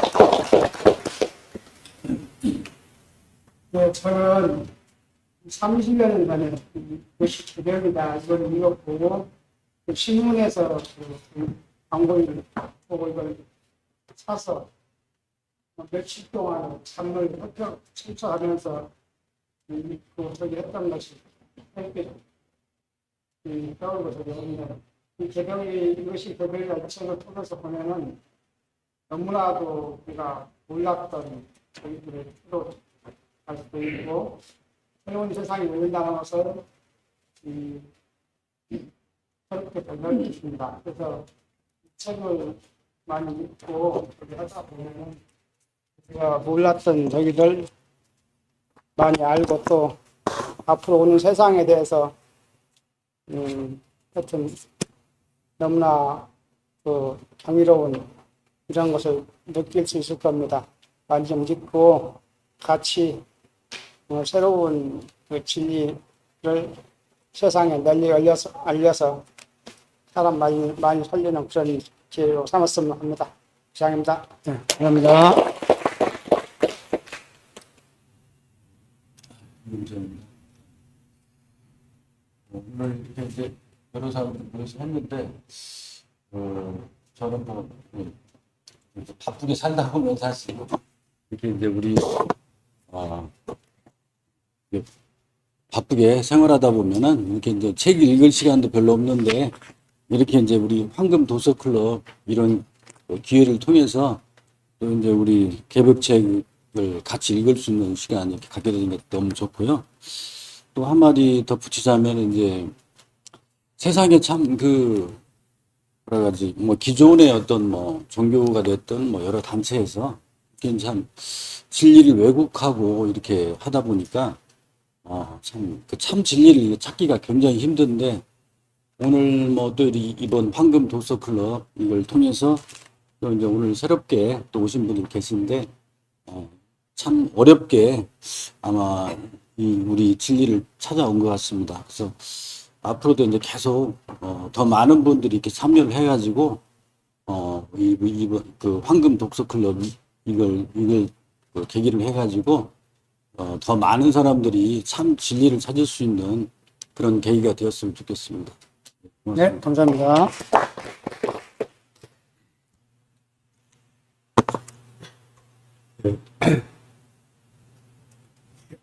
안영식입니다. 그 노스트라다무스는 동서양 중에서 서양의 대예언가이고 동양의 예언가는 남사하고 이제 널리 알려져 있는데, 그 노스트라다무스의 예언시는 우리 문화와 좀 떨어져 있기 때문에 이제 이해하는데 좀 이해 안 가는 경향이 많이 있었거든요. 그런데 이것을 우리 동양 철학에 비교해 가지고 해석을 하게 되면 해석이 되는데, 이렇게 해석은 뭐 어느 체계로 나와 있지 않거든요. 우리 이제 이것이 개백이다 이 책에서만 나오기 때문에 노스트라다무스 예언을 적정하게 해설하는 단체는 정상적이 없다. 그런 것을 항상 느끼고 있고, 우리가 이제 책을 보면서도 이제 완전히 머릿속에 들어오진 않지만, 그 모든 책은 이제 다도 보면 이제 이해가 간다고 하듯이 자주 읽으면 이해가 많이 갈 것입니다. 이 독서 클럽이 오랫도록 유지되면서 모든 것을 많이 습득할 수 있는 기회가 됐으면 좋겠습니다. 네, 감사합니다. 전도 전도장의 김영배입니다. 제가 늘 처음 만났을 때 그 예언에 굉장히 관심이 많아가지고 그 부분에 이렇게 관심을 가지고 이렇게 만났었거든요. 근데 제가 이제 그 진리를 만나고 공부를 하면서 그 전에 그 다른 종교에서 하는 얘기들 되게 많았어요. 이제 그 예언을 인용하는 그 단체들이 굉장히 많더라고요. 그 중에 제가 이제 통일교를 여러 번 접한 적이 있는데, 거기에서 그 남서구 예언의 그 이제 전전이란 게 있잖아요. 그걸 가지고 거기에서 그 얘기를 해요. 문선명이가 어떻게 왔는지, 문선명이가 하나님의 그 말씀을 가져온 자로 이렇게 얘기를 하는데, 이제 전전에 보면은 가운데 십자가 있잖아요. 십자가. 이 십자가라고 얘기하면서 이것은 하나님의 말씀을 가지고 온 자를 뜻한다. 그래서 문선명이가 하나님의 말씀을 가지고 온 자다.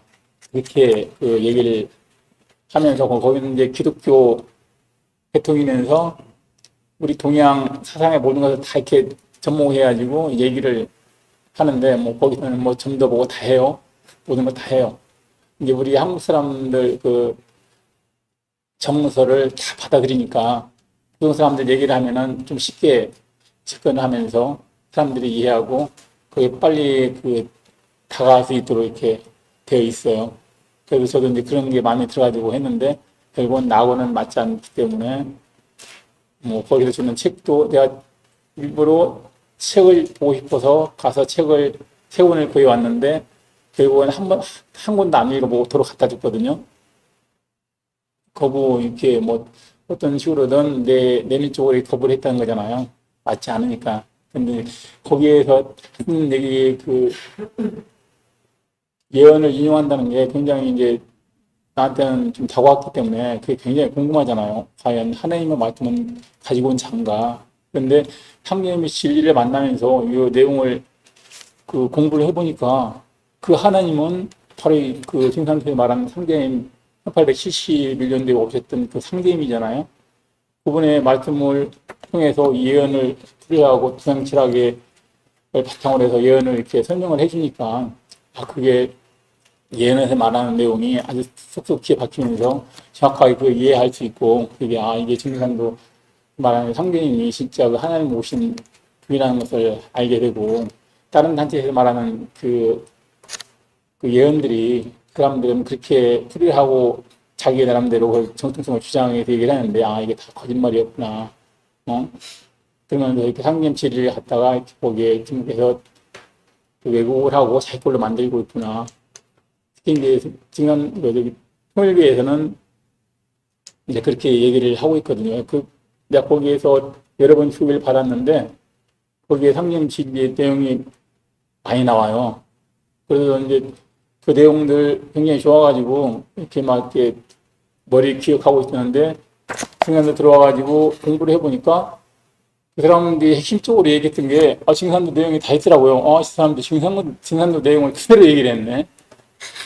그러면서 이게 모든 그 세상의 진리라는 게 결국은 그 나름대로 모든 어떤 그 사람들이 와가지고 자기 나름대로 그것을 인용을 해서 자기 걸로 만들어갖고 종교를 만들었는데 결국은 그 징산도 와서 공부를 해보니까 징산도가 모든 종교에서 말했던 그 진짜 진리의 그 핵심을 가지고 있고 그 주인공이라 그런 것을 이제 깨닫게 됐거든요. 그래서 여기는 내용을 보면서 우리 그 첫 편 이제 우리 책에 보면은 예언이 제일 먼저 나오잖아요. 왜 먼저 이렇게 예언을 얘기를 하는지. 서양 사람들이 예언에 굉장히 관심이 많잖아요. 지금 이제 젊은 사람들은 어떤지 모르겠는데 우리 때는 굉장히 그랬거든요. 아마 다 그럴 거예요. 지금 나이 드신 분들은 예언에 굉장히 관심이 많거든요. 그러면 이것을 정확하게 설명을 해주고 이해를 해줄 수 있는 진난도의 진리 책 이것이 사람들한테도 굉장히 유력하고 공부하는 데 많은 도움이 되고 그런 것 같은 게 의미도 참 좋고 같이 공부하시는 이제 우리 들어오신 우리 회원님들도 그런 걸 이렇게 많이 참고하시고 하면은 진난도 성경 진리 이해하는 데 많은 도움이 될 거라고 생각합니다. 고맙습니다.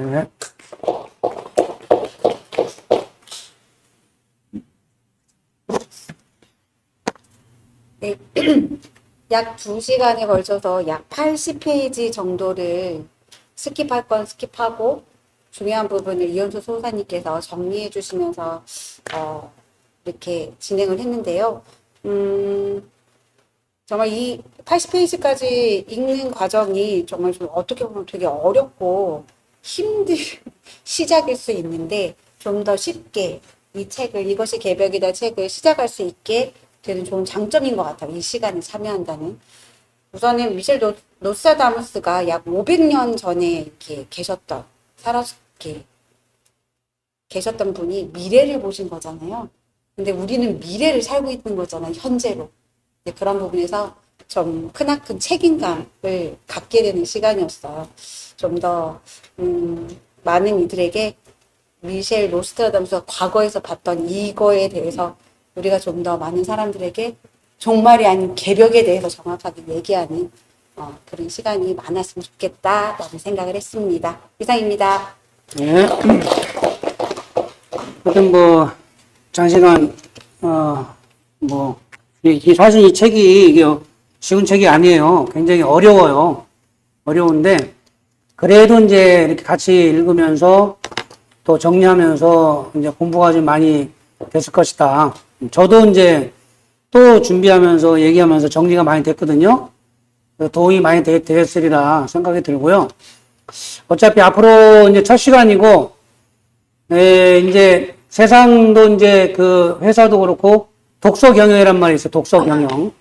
그 회사가 정말 그 제대로 성장하려면은 사원들이 독서 모임을 자꾸 해가지고 뭔가 거기서 창의력을 기르고 뭔가 아이템, 새로운 경영의 아이템을 잡고 모든 답을 독서에서 찾는 겁니다. 요즘에 모든 경영이 독서 경영으로 가요. 그런 차원에서 저희가 이렇게 독서 모임을 갖는 건데, 우리가 이제 이렇게 좀 이렇게 주거니 받거니 이렇게 같이 읽으면서 공부하는 이 과정이 우리한테는 굉장히 소중한 시간이고요. 더군다나 이 개벽이라고 하는 거는 앞으로 이 다가오는 대변혁을 한마디로 얘기한 거고, 앞으로 살 수 있는 그 생명의 정보, 사는 정보를 다 드리는 거기 때문에 너무나도 소중한 그런 시간이다. 이제 그런 말씀을 이제 마무리하면서 저희가 이제 다음 주 말고 다다음 주에 저희가 목요일 날 또 공부 시간이 있으니까 그때는 남사호 선생 그거를 좀 미리 좀 읽어보시고 오시면 좋을 것 같아요. 이렇게 해서 같이 그날도 이게 참여를 좀 해보시고 어쨌든 꾸준히 이게 참여하시다 보면 이 책 한 권을 제대로 소화를 하면은 이게 세상이 무거울 것이 없고 세상의 모든 변화를 다 알게 됩니다. 알게 되고 해답도 찾게 되고 그러니까 누구를 만나도 또 자신에게 얘기할 수가 있고 하는 거니까 이번 계기로 우리들 먼저 제대로 좀 이게 공부를 좀 해보자. 여기서부터 이제 어떤 신앙혁명이 공부하는 모임에서부터 일어나지 않을까 그런 생각이 듭니다. 그래서 그 기독교에서도 그 성령 충만으로 가려면은 말씀 충만이다. 말씀 충만이 성령 충만이다. 그런 얘기가 있어요. 그래서 진짜 우리가 신앙의 기적을 일으키려면 이 공부, 다시 우리가 공부를 좀 시작하자. 여기서부터 우리가 신앙혁명이 시작이 될 것이다.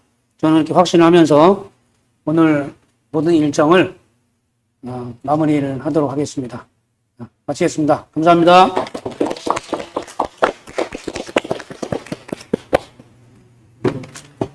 네, 수고하셨습니다.